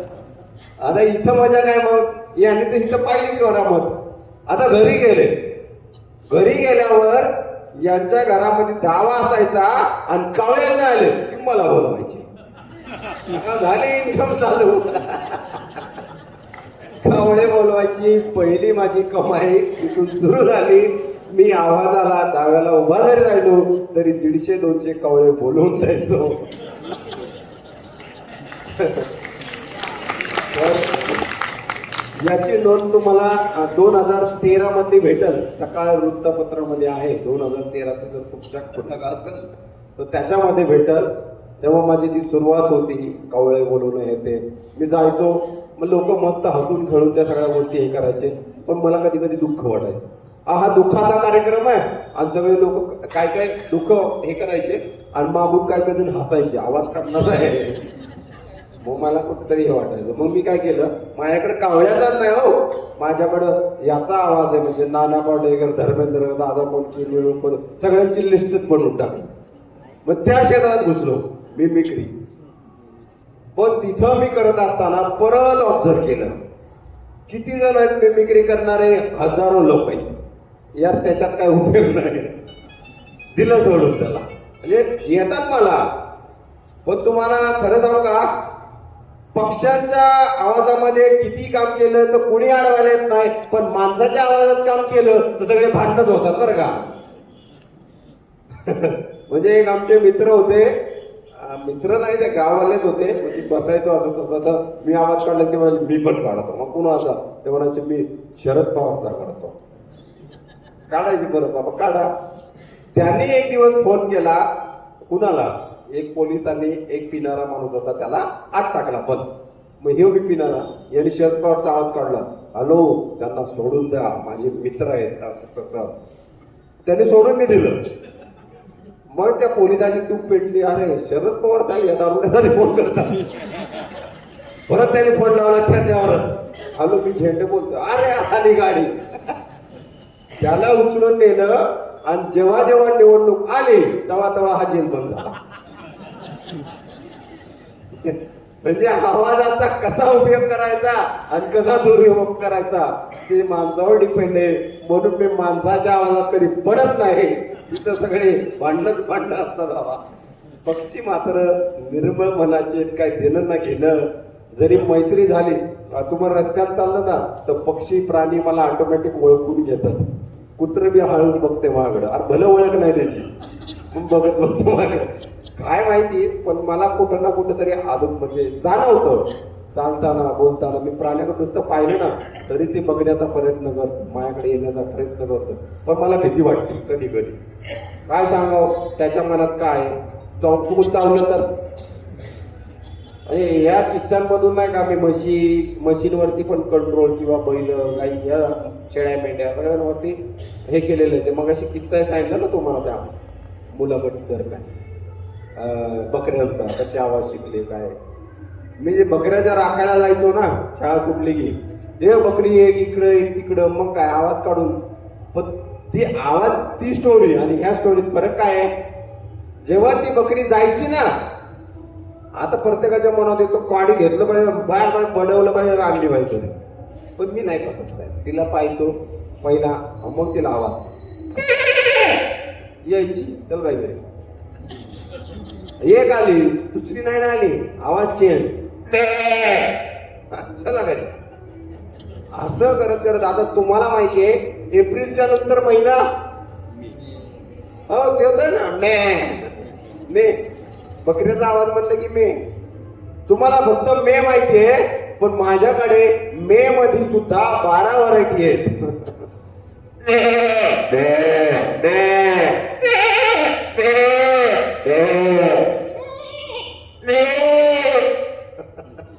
ऐका नाही, हे सगळं तिथून मी चालू केलं ह्या पाळीव प्राण्यांपासून. पण जीवनामध्ये मला कळून गेलं, या पाळीव प्राण्यांना वाचवण्यापेक्षा जंगलातल्या प्राण्यांना वाचवलं तर हे बेस्ट आहे. म्हणून मी स्वतःला चेंज केलं आणि पाळीव प्राण्यापेक्षा वन्य भागात आलो. तुम्ही जंगलात आलात किंवा कुठे फिरत असताना जंगलाच्या परिसरामध्ये आत गेला की मनात येतं फक्त वाव वाव बस वाव.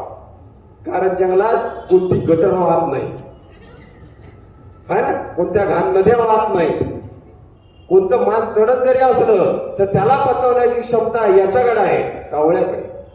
याच्यात पुढचा जसं की रानडुक्कर आहे पुढं, तो सुद्धा. या पशु पक्ष्यांना कुणी जबरदस्ती काम सांगत नाही, ते काम साफ कर नाही, ते काम आपल्या मनानं करतात. ते त्यांचं काम आपल्या मनानं करतात आणि प्रामाणिकपणानं करतात. हे पक्षी आणि प्राणी आहेत. जे जंगलात गेलो की वाव वाव, आणि जंगलाच्या बाहेर आलं की ई शी ई शी ई. जंगलात पशु आणि पक्षी राहतात, इकडं माणसं राहतात. आपण हुशार कोण झाला? मोठा प्रश्न आला ना. माणूस एवढा हुशार झाला, चंद्रावर पोहोचला, तिथे जाऊन कचराच करून आला. खाली चिखलाची दलदल आहे, तिथून एखादा खेकडा पक्षी पळत गेला तर पायाचे ठसे उमटून दिसतात, इथून पक्षी गेला. एखादा वाघ गेला तर मोठे भले भले पगमार दिसतात, इथून वाघ गेला. बापरे, आम्हाला बिबट्याचे पगमार भेटले. जिथं आता त्या तलावावरती गेलो होतो ना, बिबट्या फिरण्याचे तिथे पगमार भेटले. मग काय घाबरून नका जाऊ, नाही तर लगेच बिबट्या मारा आंदोलन नका. जसं आपल्याला जीवन आहे तसं त्यांनाही आहे, ते त्यांच्या परिसरात फिरत आहेत तर लगेच आपल्या व्हायचं, तसं नका करू. तर सांगायचं तात्पर्य की त्या चिखलातून गेलं प्राणी पक्षी तर पायाच्या ठसे मिळतात, पण त्याच चिखलातून माणूस गेला ना तर पायाचे ठसे नाही तर फक्त कचऱ्याचे ढिगारे भेटतात. तिथून माणूस गेलाय. वा, पक्ष्याची आणि प्राण्याची काय ओळख आहे आणि माणसाची काय ओळख आहे, याच्यावरून आपण स्वतःला प्रश्न विचारा की आपण जीवन जगताना करतोय काय. फक्त कचरा जाईल तिकडं, ठिकारे हो. आता म्हणजे होतंय काय, मार्केटमध्ये जातो, दुधाची पिशवी पाहिजे, आता हातात बी आणू शकतो ना, पण नाही, स्टँडर्ड कॅरी बॅग. काय स्टँडर्ड पण कॅरी बॅग, आणि त्याला अजून एक कॅरी बॅग भैया और एक एक्स्ट्रा देतो. लोक टरबुजाला बी कॅरी बॅग मागतात. मला हसायला येतं राव. आता टरबूज आधी जेवढं मोठं त्या कॅरी बॅग मध्ये बसलं ते फुटला म्हणजे पडणार नाही का, त्याला बी कॅरी बॅग मागणारे लोक आहेत. मग काय, त्याला दोन भैया और एक, आणि तेच कॅरी बॅग घरी आणतात, काहीच नाही, कचऱ्याच्या डस्टबिन मध्ये फेकून देतात. आणि कधी कधी त्याच कॅरी बॅग मध्ये उरलेला शिळा भात, भाकरी, चपात्या, आमटी सगळं काय बांधतात, गाठ मारतात, गोल गोल गोल गोल गोल गोल फिरवून फेकून देतात. कोणाच्या तिकडं नदीत पडते, कुणाच्या शेजाऱ्याच्या घरात पडते, काय देणं येत हा ना. ज्या मातेचं आपण आयुष्यभर दूध पित आहे, कोण? गोमाता. बरोबर, तो कचरा उचलतं कोण? ही गोमाता. जिचं आयुष्यभर आपण दूध पितो, चहामध्ये टाकून पितो, सगळीकडे दुधाचा वापर होतो, ती गोमाता जाते आणि तो कचरा प्लॅस्टिक सगळं उचलून पोटात टाकते. आपल्याला काय वाटलं पाहिजे ह्या प्राण्यांच्या बद्दल, पक्ष्यांच्या बद्दल? तुमच्या पोटात एक म्हणजे तुमच्या कुठे जर हॉटेलला गेला, साधं प्लास्टिकचा तुकडा आला तर ते हॉटेल बॅन करण्याची मागणी करतो, काय का? आणि या प्राण्यांच्या पोटात प्लास्टिक गेलं तर ह्याच्यासाठी कोण लढतं? कोणी सुद्धा नाही. तर माझी विनंती आहे, तुम्ही जासाल तिकडं कृपया करून प्लास्टिकचा कचरा करू नका. आपण जंगल वाचवणारे आहे, ही सृष्टी वाचवणारे आहे, नाश करणारे नाहीये. याची ओळख, याची जाणीव प्रत्येकाने ठेवली पाहिजे. तुम्ही गड्डा खोदा, प्लॅस्टिक गाडून टाका, अख्खी आपली माणसाची पिढी संपली तरी त्या गड्ड्यातल्या प्लॅस्टिकला काहीच होणार नाही. म्हणजे काय, त्याच्यामध्ये ना खत बनतंय ना माती बनती. जर मातीच नाही बनली तर झाडं उगवणार आहेत का? झाडच नाही उगवले तर या सृष्टीवरती सजीव राहतील का? जर तुम्हाला माती वाचवायच्या तर प्लॅस्टिक हटवायलाच लागेल. त्यामुळे माझी विनंती आहे, तुम्ही जाल तिकडं कृपया करून प्लॅस्टिकचा कचरा करू नका. मार्केटमध्ये गेला 10 रुपयाची पिशवी शेजारच्या दुकानातून विकत घ्या, तुमचे 10 रुपये जातील, वाया नाही. त्या घरातील चूल पेटवण्यासाठी जातील, वाया काहीच नसतं जात. आपल्याला वाटतं नाही 10 रुपये वाचवणार आहोत, पण इकडं प्लॅस्टिकचा कचरा ढिगला होतो घरात. तर आपण हे बदललं पाहिजे. नेक्स्ट, हे पशु पक्षी आपल्याला शिकवतात. जसं की रानडुक्कर बोललो आपण, त्यांचा आवाज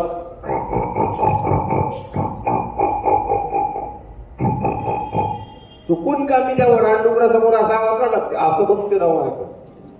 होतंय काय, वाघ एक वेळेस मला बघून पळून जातो, कारण मी वाघमारे आहे ना. नावाचा अर्थ तिथं जोडलं का, मी वाघ वाचवणार आहे. हो, कॉमेडी पिक्चर. मग असेच विषय इथं बसताना सर म्हणले वाघमारे म्हणून तुम्ही. म्हणलं नाही, मी वाघ वाचवणार आहे. नावाचे राज आहे, पण कनेक्शन कुठं ना कुठं तरी वाघाचं आहे आमचं. आहे का नाही? तर हा जर सुसाट पळायला लागला ना, लय डेंजर. चुकून सुद्धा तुमच्या मागे रानडुक्कर लागलं नाही पाहिजे. ते एकदा सरळ लाईनीत पळतं, त्याला काही पण गाडी घोडी असू द्या, धडाधड धडकत जाऊ. म्हणजे त्याची बुलेट सारखीच राहते स्पीड. मग त्याच्या समोर असं पळायला लागतं नागमोडी, तेव्हा तो वाचल, नाही तर गेला. आमच्या तिकडं एका आजोबा होते, सांगतो मी, अहो बाहेरला जाऊ नका, 2 नंबर जाऊ नका. हा, मला बाहेरलाच भारी वाटतं का जाते तिकडं, एक दिवस येते आणि पुरा त्याला हे करून घेते, सगळ्या त्याच्या मांड्या फाटल्या सगळ्या. आणि तेव्हापासून ते काही तिकडे जात नाही. म्हणजे माणूस सांगते तर नाही काय सर, आणि रानडुक्कराने केलं तर मग ते वडी कधी ही असली नाही पाहिजे. म्हणून गावोगावी हागणदारी मुक्त हे गावं असली पाहिजे. ते पण आमचा प्रयत्न. कारण वन्य प्राणी जेव्हा रानडुक्कर त्या घाणीवर आले, त्यांच्या मागं बिबटे येतील, त्यांच्या मागं वाघ येतील, मग म्हणतो की आमच्या गावात बिबटे आला आणि आमच्या गावात आला. आपण जे कचरे, आपण जे हॉटेलाचे वेस्ट आहे, आपले जे हे आहेत ना पदार्थ, ते आपण कुठे रस्त्याच्या कडेला फेकतो, त्याच्याच तर वासाने हे वन्य प्राणी येतात. आपल्याला वाटतं कुठून आला, काय झालं, ते पण आहे. आणि त्यांचे अधिवास माणसाने नष्ट करत असले त्यामुळे पण येतात. त्या दोन्ही गोष्टी आहेत. त्यामुळे त्यांचे अधिवास वाचवले तर ते त्यांच्या जागेवर राहतील. आपण त्यांच्या घरात घुसण्याचा प्रयत्न करू नका. नाहीतर आपल्या घरात आलं तर म्हणजे आपण त्या घरात गेलो तो वा, त्याने चुकून जरी तुमच्या घरात पाहायला आला की खतरनाक आहे, असं होत असतं. असा हा रानडुक्कर. नेक्स्ट, आता हा आली टिटवी.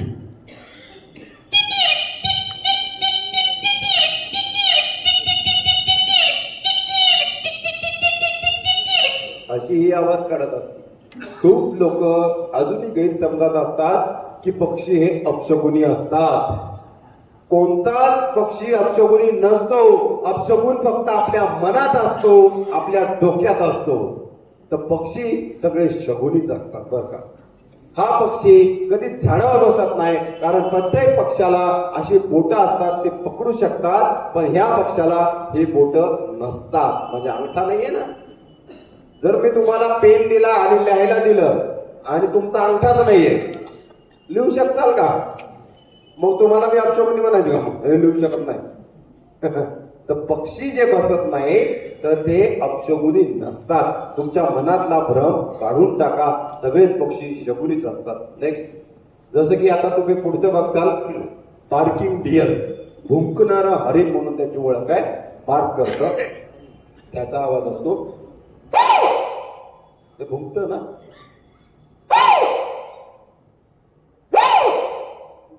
म्हणजे आता काही जणांना अचानक काय आला असेल, काही जण घाबरलेले असतील किंवा नसतील. मी बाबा, कोणताही प्राणी पक्षी सांगून आवाज काढत नाही. तसा हा गपचूप वाघ दिसल्यावरच आवाज काढतो. बार्किंग डिअर याचे शिंग येतात, पडतात, आणि हा नर आहे बरं का, यालाही शिंग येतात ना. नेक्स्ट हा ताडोबातला सगळ्यात छोटा हरिण. हा आला कॉपरस्मिथ बार्बिट. तंबट आवाज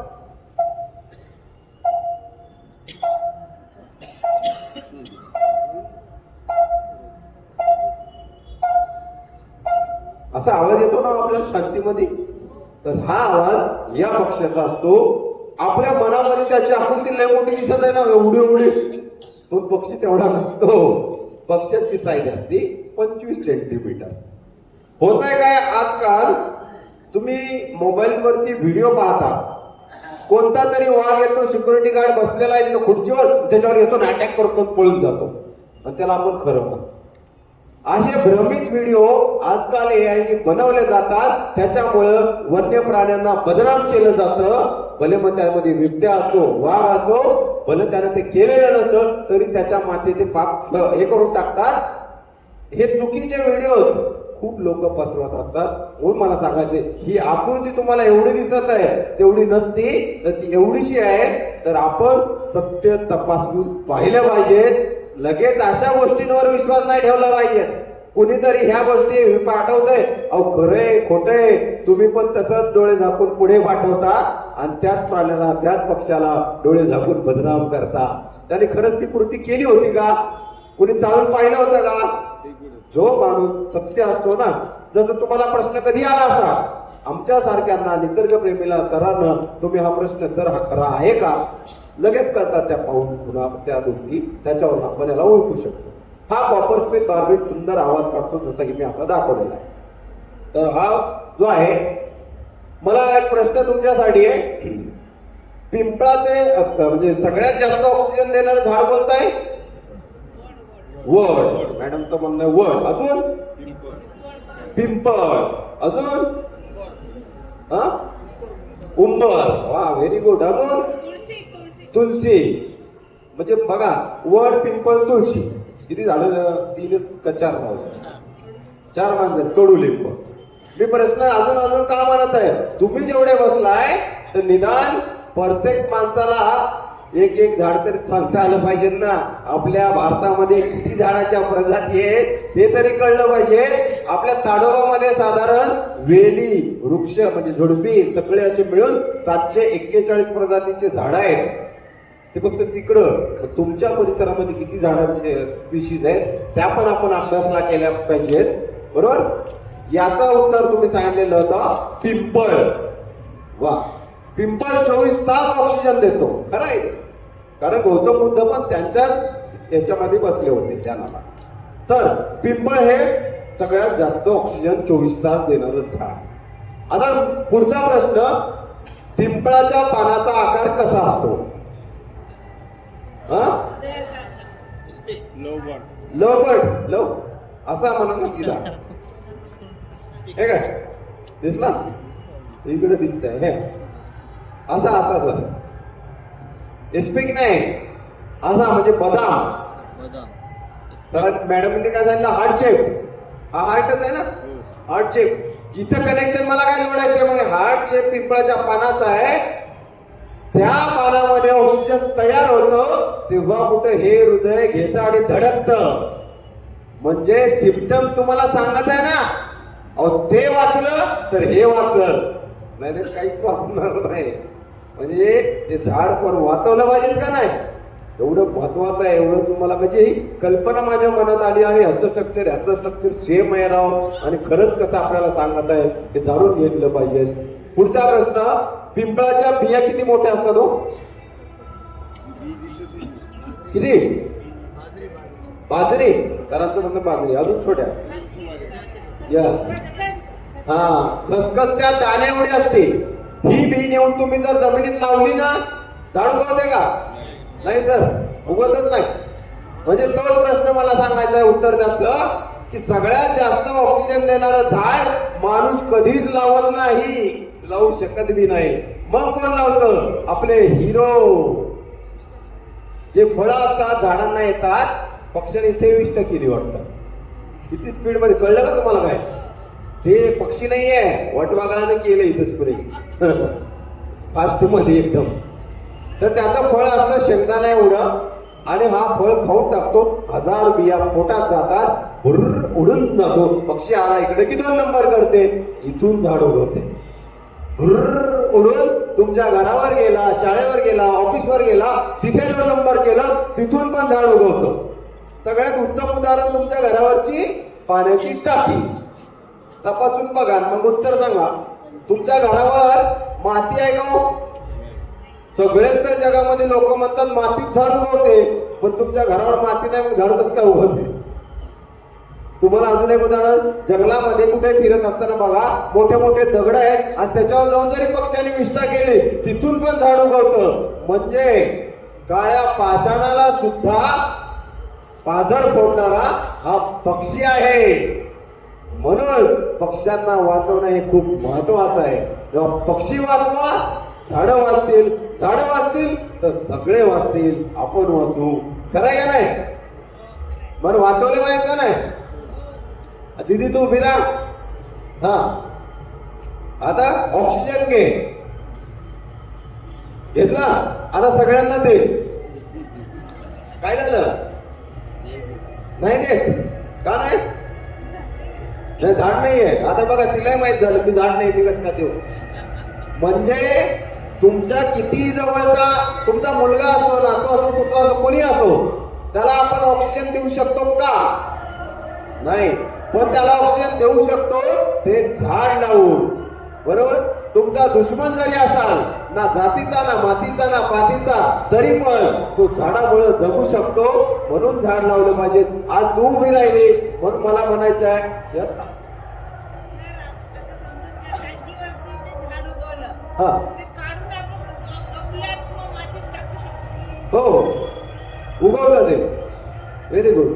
तर हिने जेव्हा तिने सांगितलं की आपण ऑक्सिजन घेतो पण देऊ शकत नाही, कार्बन डायऑक्साईड सोडतो, म्हणजे मला म्हणायचंय निदान तुला जगायचंय एकटीला, तर तुझ्या नावाचे कमीत कमी 10 तरी झाडं असले पाहिजेत का नाही? हक्काचे. म्हणजे तुम्ही जेवढे असा तुमच्या मुलाच्या नावाचे 10 झाडं, बायकोच्या नावाचे 10 झाडं, मुलीच्या मुलाच्या सगळ्यांच्या नावाचे 10 झाडं लावले तर बेस्ट आहे का नाही? म्हणून लोक माडीसाठी आणि गाडीसाठी कमवतात, पण तुम्ही झाडासाठी कमवा, कारण भविष्य झाडांमुळेच टिकल. झाडं नसतील तर काहीच उपयोग नाही हो. म्हणून झाडं संवर्धन करा, वृक्ष लावा सगळ्यात जास्त. नेक्स्ट हा एक मेसेज छोटासा तो आला. वाईल्ड डॉग जसा आवाज काढते,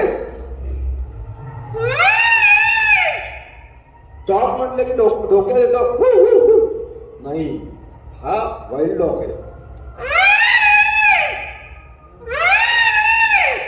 तर हे रिसल करतात, शिट्ट्या वाजवतात, म्हणून हे कुकर शिकारी आहेत. आणि यांचा जो सक्सेस रेट आहे 10 पैकी 10 आहे. वाघाचा 10 पैकी फक्त 1% आहे. यांचं 10 पैकी 10, कारण हे ग्रुप न वर्क करतात, काम करतात, म्हणून सक्सेसचे रेट खूप हाय असतात. आता याच्यामध्ये खूप सारे त्यांना ऑब्झर्वेशन केल्यावरती किस्से सुद्धा भेटतात. याच्यामध्ये नाही का, एक जी मादी आहे तीच फक्त पिल्ल देण्याचं काम करते, सगळ्या माद्या नाही करत बरं का. बाकीच्या माद्या, बाकीचे नर, अल्फा मेल, अल्फा फिमेल हे स्वतः डिसाईड करतात की आम्ही पिल्ल देणार नाही. ज्याला पिल्लू द्यायचंय त्याने हा ग्रुप सोडायचा, दुसरा ग्रुप सोडतो, जाऊन तिसरा ग्रुप क्रिएट करतो. सगळ्यात फिमेल बच्चे देत नाही. तर हे तुम्हाला उत्तम उदाहरण तणावामध्ये भेटल. यांना सुद्धा तुम्ही पाहिलं पाहिजे. नेक्स्ट, तर हे कुकर शिकारी जिवंत प्राण्याला सुद्धा तडफडून मारत असतात. हा आला सांबर. इडलीवरती टाकून मस्त खाता ना, लगेच सांबरची आठवण आली अजून मला. जसा तुम्हाला इडलीवरती टाकून आवडतो तो सांबार, तसा वाघाला सुद्धा आवडतो हा सांबार. कसा काय बरं? आता वाघ तिथं गपचूप बसलाय, झोपलाय बरं का, चुपचाप. आता स्पॉटेड डिअर आहे तो मगाचा, त्यांनी वाघ पाहिला. अरे वाघ झोपू नये, हा चुपचाप आवाज न करता लांब निघून जातो आणि तिकडे ओढतो, इकडे वाघ आहे. सगळ्या जंगलात ओढतो जायला, इकडे वाघ आहे. पण हा सांबार इथं उभा असलेला, अरे तू वाघ पाहिलाय ना, मी नाही पाहिला राव. मग काय, बराच वाघ पाहिला. आणि आता पाहिला तर पाहिला पळून जायचं ना, नाही, आता त्याने सांगितलं ना तर मी बी सांगणार वाघ आहे ना. मग कान उपर म्हणजे वर, शेपूट वर, मग डावा पाय उपट वर असा आपटतो. काय त्याच्या मनात येतं काय माहित की माझ्या आवाजामुळे सगळ्यांना कळत हे होतील, पण वाघ उठतो चिडून आणि डायरेक्ट याचा आवाजच बंद करून टाकतो. आता वाघ चाललाय चुपचाप मध्ये, तर तुम्हाला किंवा कोणत्याही प्रकारचा चान्स भेटल्यावर काय करणार हो? पळून जाणार. पण हा तसा नाही करत. हा वाघ चाललाय ना त्याचाच पाठलाग करते. मग वाघ हळूच पुढे जाऊन म्हणते भाऊ भले बोलवलं का. परत येतो डायरेक्ट अटॅक करतो, त्याचा आवाजच बंद करून टाकतो. म्हणून याला म्हणतात मंद बुद्धी, जंगलातला डॉंकी त्याची ओळख. जिथं सांबर गेलं तिथं 100% वाघ असतो. म्हणजे हे सिम्पटम्स तुम्हाला कळले पाहिजेत. यांना अंधुक दिसतं बरं का, असं नाही की सांबर दिसलं म्हणजे हे. तर ह्यांना जोपर्यंत वाघ कन्फर्म होतो ना, यांच्या डोळ्यावरती असतात पडदे, ते जास्त त्यांना व्हिज्युअल देत नाही, मग त्यांना कमी हे दिसतं. आपण जरी गेला तुम्हाला बघून तो पळत नाही, पहिले बघत बसणार निरखून कोणता प्राणी आहे, मग तो पळायचं का नाही डिसाईड करणार. असा सांबर ही पण माती आहे. तर हे जसं आपण आपल्या जीवनामध्ये आपल्या माता भगिनी जेव्हा प्रेग्नेन्सी वेळेस कॅल्शियमची कमी असेल तर काय करतो? माती खातो, आहे ना. तशा पद्धतीनं हे सुद्धा माती खातात. कोणती? ज्या मातीमध्ये मीठ आहे ती माती, हरटवाली. जाऊन ते चाटतात, म्हणून त्याला म्हणतात चाटण. आणि त्याच्यात पाणी साठलं पावसाळ्यात की त्यात जाऊन लोळतात, झाली लोटण. चाटण भीतीच आणि लोटण भीतीच. आता तो लोळला कोण बरं? कारण त्याच्या अंगावरती गोचिड गोमाशा होऊ नये सगळ्यात आयुर्वेदिक उपाय म्हणजे तो चिखल. अजून एक, जर तोच सांबार जाऊन युरिन करते, त्याच्यात सू करते त्या चिखला आणि जाऊन परत लोळते, कारण त्या युरिनचा वास, सूचा वास दूरपर्यंत त्याच्या फिमेलला गेला पाहिजे, तो फिमेल पळते. असे त्याने मगाशी पहिला आवाज करत होता, हा स्मेलने अट्रॅक्ट करतो. हे प्रत्येक पक्षी प्राण्याचे वेगवेगळे हे राहतात आयडिया, आपण ते पाहिलं पाहिजे. ही पण माती आहे, हिची शिंग नाही आहेत ना. तर जसं की स्पॉटेड डिअर, बार्किंग डिअर आणि सांबर तिघांचे शिंग येतात आणि पडतात, तर ते कोण खातं? प्रश्न आपल्या मनात राहतो. तो खातो कोण? पुढे घ्या ना, तो एक माझ्याकडे बघत आहे. कोण खात नाही? हा खातो साळींदर, पॉर्क्युपाईन. का खातो? कारण त्या शिंगांमध्ये बघा फरक काय. तुम्ही बकरीचे, गाईचे, म्हशीचे शिंग घेतले ना, वाजून बघा, ते वाजतात. पण spotted deer, barking deer, sambar यांचे शिंग कधी वाजत नाहीत, ते आतून भरीव असतात, बाकीचे पोकळ असतात. मग हे भरीव शिंग असल्यामुळं त्याच्यामध्ये असतं कॅल्शियम. तर ते खातात त्यांचे काटे वाचवण्यासाठी. जर ते कॅल्शियम खातील तेव्हा ते यांचे काटे वाचतील, असं कनेक्शन असतं. नेक्स्ट, तर हे पण आपल्याला माहित असलं पाहिजे. ही सुंदर आवाज काढणारी कोकिळ नाही बरं का, कोकिळ आहे. नर काढतो, मादी नाही काढत. तो आवाज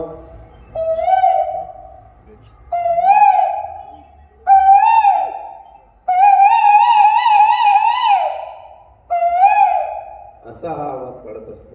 आणि त्याला तुम्ही प्रतिसाद दिला की त्याचा आवाज अजून आवाज चढतो, अजून आवाज चढतो. का माहितीये का? मी ग्रेट आहे, माझा आवाज मोठा आहे, एवढं त्याला सिद्ध करायचं.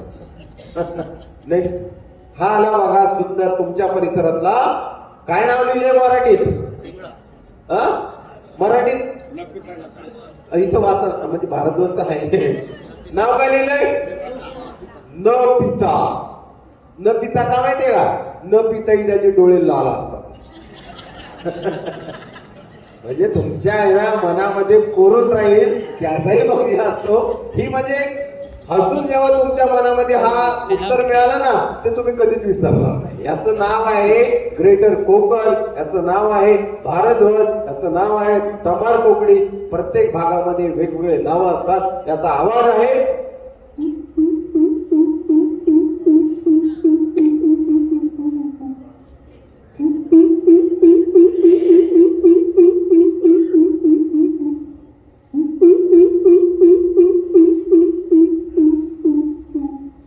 असा आवाज काढत असतो.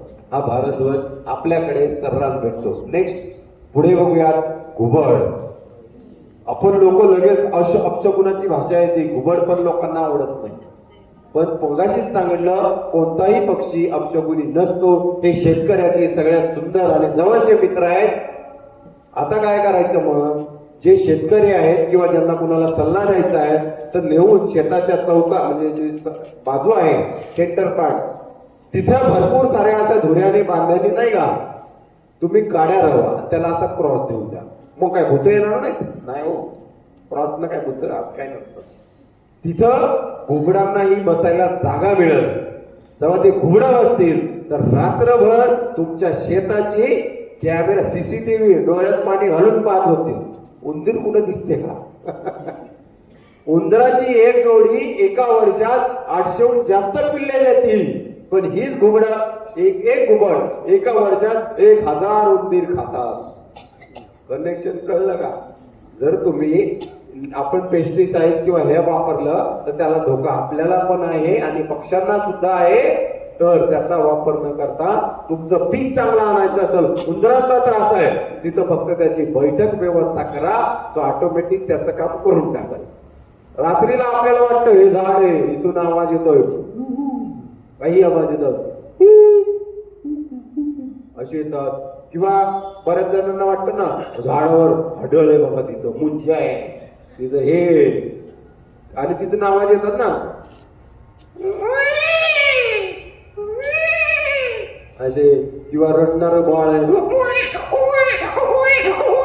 असे आवाज येतात. मग आपण खरंच म्हणायला लागतो तिथं काहीतरी आहे बाबा. अहो तिथं असं काही अपशकुन नसतं, तिथं ही घुबडच असतात. आढळ नाही, चेटकीन नाही, मुंजा नाही, तर हे पक्षी रात्री आवाज काढत असतात. कारण सगळ्यांना लाभच्यांना बी कळलं पाहिजे ना, आवाज हे एक माध्यम आहे. तुम्ही डोळे झाकून जरी असला तरी तुम्हाला कळणार कुठून आवाज येत आहे, बरोबर त्याच्याकडे आकर्षण होत आहे. हे दिशादर्शक पण आहे आवाज, तर ते पण इम्पॉर्टन्स आहे. नेक्स्ट सगळं काय पाहिलं हो सर, पण तुम्ही वागत नाही दाखवला, बरोबर. तर वाघ पण तेवढाच महत्वाची भूमिका निभावतो. याच्यावरती पण बोलायला आपले वेळ कमी पडेल एवढा माझ्याकडे डाटा असतो. कारण वाघाच्या पाऊस पुन्हा बऱ्याच वेळा वाघ बघायला लोक येतात. म्हणून मी नेहमी सांगतो तुम्ही वाघ बघायला आलात आणि तुम्हाला भेटला तर तुम्ही लकी, आणि तुम्हाला वाघ नाही भेटला तर तुम्ही डबल लकी. ती दिदी म्हणत अनलकी. ते कनेक्शन. जेव्हा तुम्ही जंगल फिरायला जासाल आणि तुम्ही वाघ पाहायला गेला, तुम्ही काय मग बाहेर आला ना, तुमच्या मनात मोठा प्रश्न, बाबा पैसे लय गेले बा. एक वाघ पाहायच्या नादात पैसे किती गेले? खूप गेले. मग तो वाघ भेटला तर आता परत जंगल पाहिजे ना बाबा, पैसे नाही जातात, दिलं सोडून. म्हणजे एकदा गेला तुम्ही एक वाघ पाहिला तर आयुष्यातला सगळ्यात बेस्ट वाला ऑक्सिजन एकदा घेऊन गेला जंगलातून. पण ज्याला वाघ भेटत नाही माणसाचा इगो वाढवत, मला भेटला नाही का, मी परत येतो आणि परत येता भरभरून फ्री मध्ये तुम्ही फुकट ऑक्सिजन घेऊन जाता. त्याची व्हॅल्यू पैशात नसते. कळलं कनेक्शन? म्हणून जंगलांना प्राधान्य द्या. तुमच्याकडे जे गवताळ अभयारण्य आहे किंवा बर्ड सेंच्युरी आहे, जे जवळचे आहे दूरचे आहे, सगळ्यांकडे व्हिजिट द्या. मॉल आणि दुसऱ्या वस्तू म्हणजे काही फिरण्यापेक्षा किंवा सिटीत तुम्ही प्राधान्य देण्यापेक्षा जंगलांना प्राधान्य द्या. तेव्हाच ते संरक्षित होतील. तुम्ही जेव्हा जाताय, समजा तुम्ही ताडोबात आला किंवा गवताळाला गेला किंवा बर्ड सेंच्युरीला गेलात ना, तिथल्या लोक जे राहतात स्थानिक, सगळ्यांचे रोजगार चालतात. एकही माणूस जंगलाची काडी सुद्धा तोडणार नाही, कारण त्याला माहिती आहे ते जंगल आहे म्हणून पैसे येते, कारण त्याला रोजी चालू आहे ना. तुमच्यासोबत जो गाईड असतो त्याचं रोजी चालत आहे, मग तो कधी तोडणार आहे का? नाही. तुम्ही जंगलात नाही गेला तर तो माणूस जाऊन जंगलात तोडल, झाडे तोडल आणि रोज चुलीत घालल. मग त्यांना वाचवायचं असेल, त्या झाडाला वाचवायचं असेल तर आपल्याला जंगलं फिरली पाहिजेत. त्याने तुम्हालाही फायदा होतो, त्याने त्यांनाही फायदा होतो आणि जंगलं संवर्धन होतात. म्हणून तुम्ही जंगलं फिरण्याला प्राधान्य द्या, कारण त्यांना वाचवल्या जातात. वाघाचा मी आवाज ऐकवणार, कारण वेळेचा बी भाग भरपूर वेळ झाला ना. हो ना? नाही सांगा, माझ्याकडे काय डाटा बोलला राहते. किती वाजले तरी? 8:30 वाजले. ओके, ठीक आहे. तर जसं वाघावर घेऊ का स्टोरी, अजून माझ्याकडे आहेत मस्त मस्त. तर ताडोबामध्ये नाही का वाघडो नावाचा वाघ आहे, म्हणजे होता. माहितीये का वाघडो कुणाला? नाव तरी माहिती? त्याला बिग डॅडी म्हणून ओळखायचे. बिग डॅडी म्हणजे बच्चन नाही हो, ते वाघ आमचा. त्याला कार्पेस हेतून आहे ना, त्याचं मांस फाटलेलं होतं, म्हणजे त्याची एक आयडेंटिटी होती. त्याच्या नावाचा मोठा आमचा कोरमधला एक झोडपान आहे, त्याला वाघडो एरिया म्हणतात. तो भला मोठा वाघ होता. प्रत्येक वाघाच्या एरियामध्ये माद्या किती असतात कोणी सांगेल का? एका वाघाच्या एरियात 3 माद्या असतात. एका वाघाच्या एरियात 3 माद्या असतात, म्हणजे 45 स्क्वेअर किलोमीटर एका नराचा एरिया असतो. आणि त्याच्यात 15 स्क्वेअर किलोमीटरचा एका मादीचा एरिया असतो. म्हणजे अशा या राहत असतात कुटुंबाला. वाघ एकटाच राहतो बरं का, असं जास्त घेऊन नाही फिरत बसत, एकटाच. मग काय, हे जे राहतात, तो आमचा जो बिग डॅडी वाघडो नावाचा जो वाघ होता, तो एवढा मोठा होता खूप. म्हणजे त्याच्या एरियामध्ये किती फिमेल राहायचे अंदाज? 8 फिमेल राहायचे. 8. तुम्हाला मग ऐकायच्यात किती राहतात? 3. ह्याच्या एरियात 8 राहायच्या. एवढ्यांना कव्हर करायचा, इथे एक कव्हर नाही होत. खरं आहे का नाही? तर एवढ्यांना तो कंट्रोल करायचा एकटा वाघडो. मग झाला काय, एक्स्ट्रा प्रेम एकीवरच होत. तिचं नाव माधुरी, म्हणजे दीक्षित नाही, आमची एक वाघीण होती माधुरी. मग या दोघां म्हणजे 8 सगळ्या बाजूला, 7 बाजूला, आणि याच्यावर एक्स्ट्रा प्रेम. यांच्या प्रेमातून मग झाले 4 पिल्ल. आणि त्या 4ही पिल्ल म्हणजे मादी तयार, म्हणजे मादी आल्या. एक रोमा, एकीचं नाव बरं का, एका वाघिणीचं पिल्लू जे झाले ना, रोमा, बिजली, लारा, मोना, गीता. ह्याच्यात बिजली कट होती. कोणती होती? सोनम, एक राहिली ना, सोनम, लारा, मोना आणि गीता. या 4 बहिणी तयार झाल्या. कोर झोनमधला जो तेलिया लेक आहे, याची तुम्हाला नाही का सुंदर युट्यूबला स्टोरी पण भेटेल. फक्त काय टाकायचं, 4 सिस्टर ऑफ तेलिया, हे टाकलं तरी येऊन जातं तुम्हाला. तर त्याच्यावर तुम्ही सर्च कराल. ही तुम्हाला मी सांगत ही गोष्ट तुम्हाला तिथं सत्यात बघायला भेटेल, कारण ती सगळी शूटिंग आम्ही कॅमेऱ्यात कैद केलेली आहे. काय झालं होतं नेमकं. तर हे वाघाचे पिल्ल मोठे मोठे व्हायला लागले. आता मग काय, आपल्या पिल्लांसाठी वाघीण आपला एरिया देऊन टाकत असते बरं का. आई बाबांना सोडून देतात आणि दुसरा एरिया शोधत असतात. मग ही वाघीण जी आपली होती माधुरी, ती निघून गेली बाजूला, बरोबर. मग यांचं हे जे प्रेम होतं, म्हणजे या वाघडो आणि माधुरी यांच्यामध्ये आमचा सुलतान नावाचा वाघ, यांनी येऊन तिथं हे केली, हाजरी लावली. तो बी भांडण करायसाठी की माधुरी मला पाहिजे. म्हणजे ह्याच्यात वाघाच्यात भांडणं चालतात बरं का. Territory marking, area marking, female marking या चालत असतात. मग सुलतान आणि ह्याच्यामध्ये भांडणं झाली, वाघडो जिंकला. ह्याच्यामध्ये पुढे मग दुसऱ्या वाघासोबत भांडणं झाली, त्याच्यामध्ये वाघडोह म्हणजे त्याने काय अलिंगन काय करतात माहिती का, वाघ जेवढ्या वरती त्यांनी मार्क करतील तेवढा मोठा वाघ. मग जो वाघडो होता त्यांनी मार्किंग केली, त्याच्या वर येऊन बजरंगने मार्किंग केली. बजरंग नावाचा एक वाघ जो आता गेला मागच्या वर्षी, त्यांनी त्याच्यावर मार्किंग केली. मग काय, याला हा सांगत आहे एवढा मोठा बलाढ्य वाघ, कोणता वाघडो, त्याला बजरंग येऊन हे करत आहे की माझ्यासोबत लढ. आता वाघडो मग ते स्वीकारतो आणि एकदा फाईट बी होती. परत दुसऱ्यांदा पण तो फाईट साठी आमंत्रण देतो की माझ्यासोबत फाईट कर, बजरंग नावाला. पण याची जी प्रेमिका होती ना माधुरी, तिला भांडण पसंत नव्हतं. मग ही काय तिथून निघून गेली आणि आपला हा वाघडो तिच्या माग निघून गेला. भांडण थांबली आणि फुकटमध्ये याला बजरंगला तेवढा सगळा मोठाच्या मोठा एरिया भेटून गेला. पण ह्या ज्या चार मुली होत्या, लारा, मोना, गीता, सोनं, ह्या तिथं एरियामध्ये राहत होत्या. झालं काय, आता 4 मधली याच्यातली सगळ्यात अग्रेसिव्ह होती सोनम नावाची वाघीण. सोनम नावाची वाघीण काय तिने मोनाला घेतलं, लाराला म्हणजे सेपरेट एक एक त्या पिल्लाला घेतलं आणि एकेकाला फुल बमकावलं. म्हणजे भांडणं करू करू सगळे आपल्या एरियामधून हाकलायला लागले. 4 बहिणीमधल्या ते सेपरेट राहतात तर का वाघ. हळूहळू जसे जसे मोठे होतील तसे तसे ते सेपरेट निघत असतात. तर सोनमनी एरिया कव्हर करण्यासाठी एका एकीला मोनाला हाकलून लावलं, गीताला हाकलून लावलं किंवा लाराला हाकलून लावलं, मग झाली एकटीच. आता ती जी गीता होती ती गेली मगरीच्या एरिया. तिने कुठे पाय ठेवला तर मगरी. म्हणजे आपल्या ताडोबात मगरी खूप आहेत बरं का. मगरी ह्या ताडोबात म्हणजे ताडोबात वाघाच्या आधी मगरीसाठी प्रसिद्ध होतं. हे माहिती असेल नसेल तर मगरी तिथून पहिला उत्पत्ती व्हायची ताडोबामध्ये. तर इथे या जी गीता गेली तिथं मगरी ह्या सगळ्या पहिली तिकडे तिकडे गेल्या तर सगळ्या उपाशी राहायला लागल्या. आता झालं काय मग, ही सोनम जी होती ही पण प्रयत्न करत होती अटॅक करण्याचा ह्याच्यावर त्याच्यावर, पण ती पण उपाशी राहिली.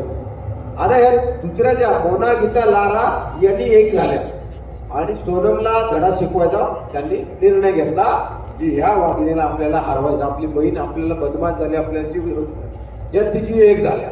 वाघाच्या लाईफ मध्ये पहिल्यांदा इतिहासात अशी घटना घडली, वाघ कधीच एक होत नाही, या तिघी बहिणी एक झाल्या. कधीच होत नाही बरं का असं काय, पण झाल्या त्या. आणि त्या तिघी मिळून ह्या सोनमकडे आल्या आणि सोनम नावाची वाघ ही एका गव्यावरती शिकार करण्यासाठी गावावरून बसली होती. तिला मग या तिघींनी दुरूनच पाहिलं.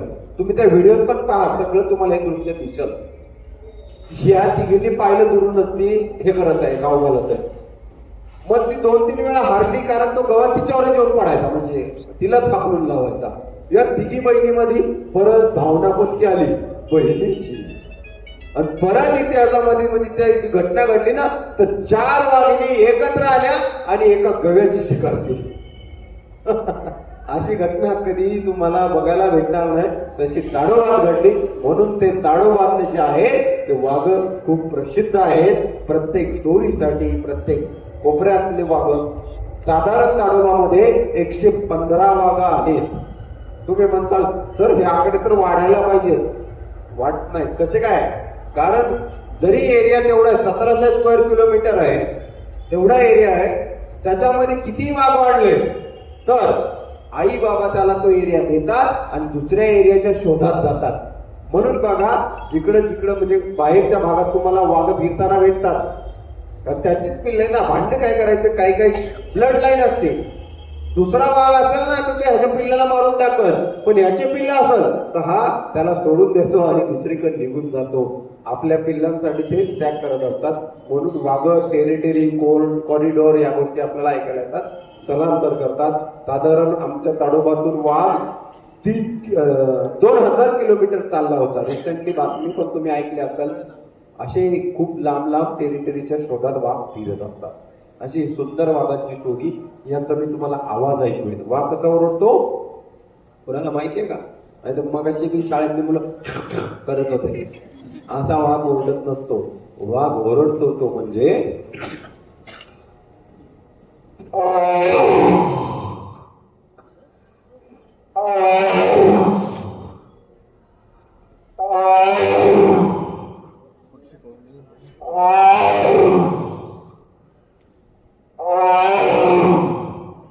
असा वाघ ओरडत असते बरं का. ज्यांनी वाघाचा आवाज ऐकलाय त्याला कळणार हा वाघ खरंच ओरडते का नाही असा. कारण वाघाचा आवाज काढणं पण सोपं नाहीये. माझ्या आवाजाची मी परीक्षा कशी घेतो, वाघासमोर नाही जाऊन वाघ नाही तर मला माझा आवाज बंद करून टाकला. मी जेव्हा त्या रूम मध्ये राहायचो, आमची कोरच्या बाजूला एक रूम होती मला दिली होती, त्या रूम मध्ये राहायचो. आता न कळत गेट चुकवून ती जनावर आत जायची. कोणती गाई वगैरे नाही का चरत चरत खात खात खात खात आत जायची. आता मला वाटायचं जर ती गाय आत जाऊन मेली तर शेतकऱ्याला पैसे बी नाही भेटणार, ती काय नाही मारणार. मग मी खिडकीत बसायचो लपून, तिला बी दिसायचो नाही. ते जनावर असे गोळक्याने असले की बस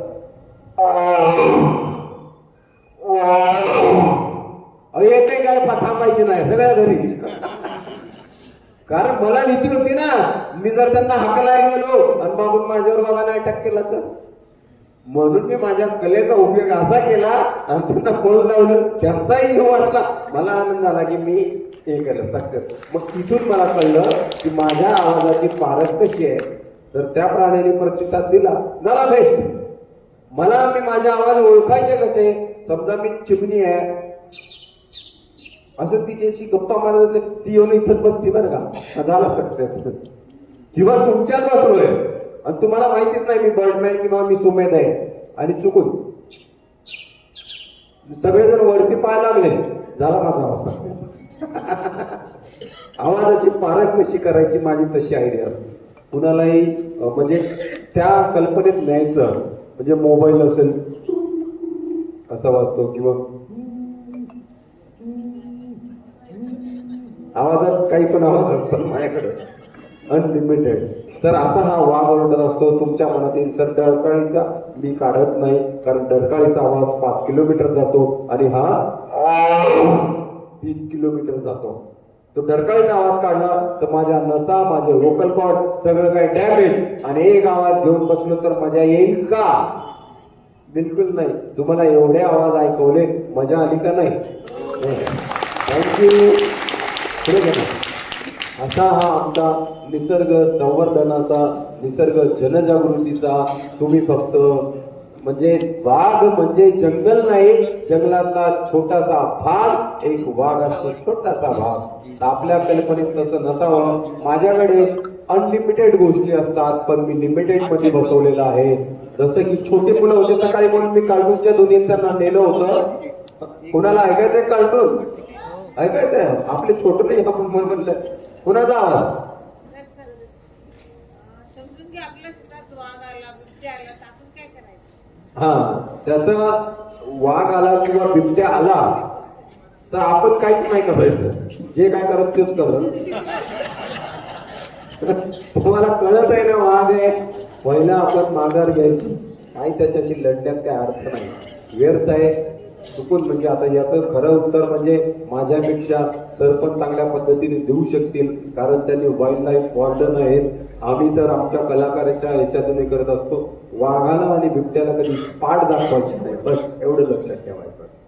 त्या प्राणी दिसला तर त्याच्या समोर त्याला उभं राहायचं, कारण या वन्य प्राण्यांना आकृती दिसती फक्त, त्यांना रंगरूप काही दिसत नसतं.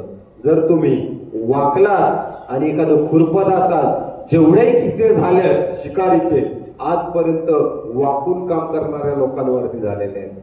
कारण जेव्हा प्राणी आपण माणूस असा झालो की काय होतं, त्या प्राण्याला वाटतं 4 पायाचा प्राणी, मग येऊन अटॅक करतो. म्हणून खुरपताना नागर काही पण काम करताना याची काळजी घ्या की बाजूला वन्य प्राणी जर असेल तर कृपया वाकून काम करू नका. लोक जातात ना महुआ कलेक्शन, पानं कलेक्शन, हे ते असतात जंगलामध्ये, पण ह्या बाया वाकून काम करतात. प्राण्याला फक्त आकृती दिसती आणि छोट्या आकृतीवरती प्राणी जास्त अटॅक करतात. कळलं असेल आता. आवाज कुणाचा पाहिजे होता? मोठू का बदलू का? काही दुसरा कोणता? मच्छरचा पण आवाज असतो माझ्याकडे, काही पण आवाज असतात. आवाज अनलिमिटेड आवाज असतात. एक जादू दाखवतो बसती आपली. ठीक आहे.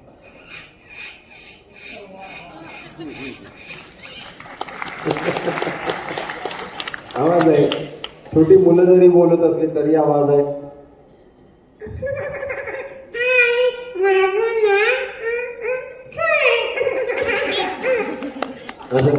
मी नाही का पहिला मोटू पतलू ऑगी सिंचन यांना डबिंग आर्टिस्ट पण होतो. मी कार्टूनला सुद्धा आवाज दिलेले आहेत, मी ऑगीला आवाज दिलेला आहे आणि त्या टीव्हीला पण होते माझे. मी सोनी टीव्हीचा इंडियाज गॉट टॅलेंटचा पार्टिसिपेट होतो. बऱ्याच याच्यात मी केलेले सगळ्या याच्यात कामं. पण जेव्हा मी त्या मोटू पतलूचा आवाज काढायचो, जसं की अरे पतलू क्या बताओ यार, खाली पडायची बागची बत्ती रहती असं, किंवा सिंचन असतं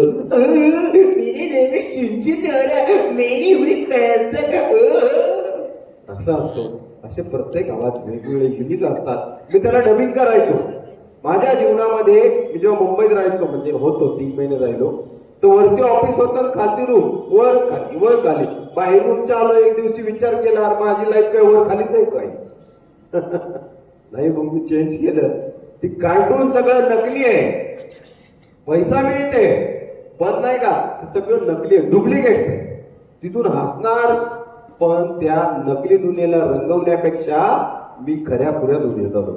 सिमेंटचं जंगल सोडलं, कार्टूनची दुनिया सोडली आणि खऱ्या खुऱ्या जंगलात गेलो ताडोबामध्ये.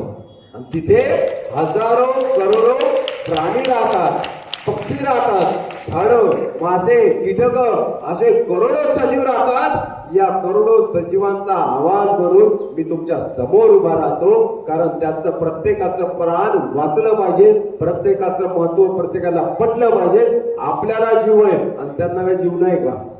आपण जमीन विकत घेऊ शकतो पण ते प्राणी घेऊ शकतात का? प्रश्न येतो ना. तर यांच्या हक्कासाठी आमचा आवाज तुमच्यापर्यंत आम्ही पोहोचवत असतो. वन्य प्राण्यांना वाचवणं हे महत्वाचं काम आहे. जंगल संवर्धन करा, स्वतःला वाचवा. धन्यवाद. थँक्यू.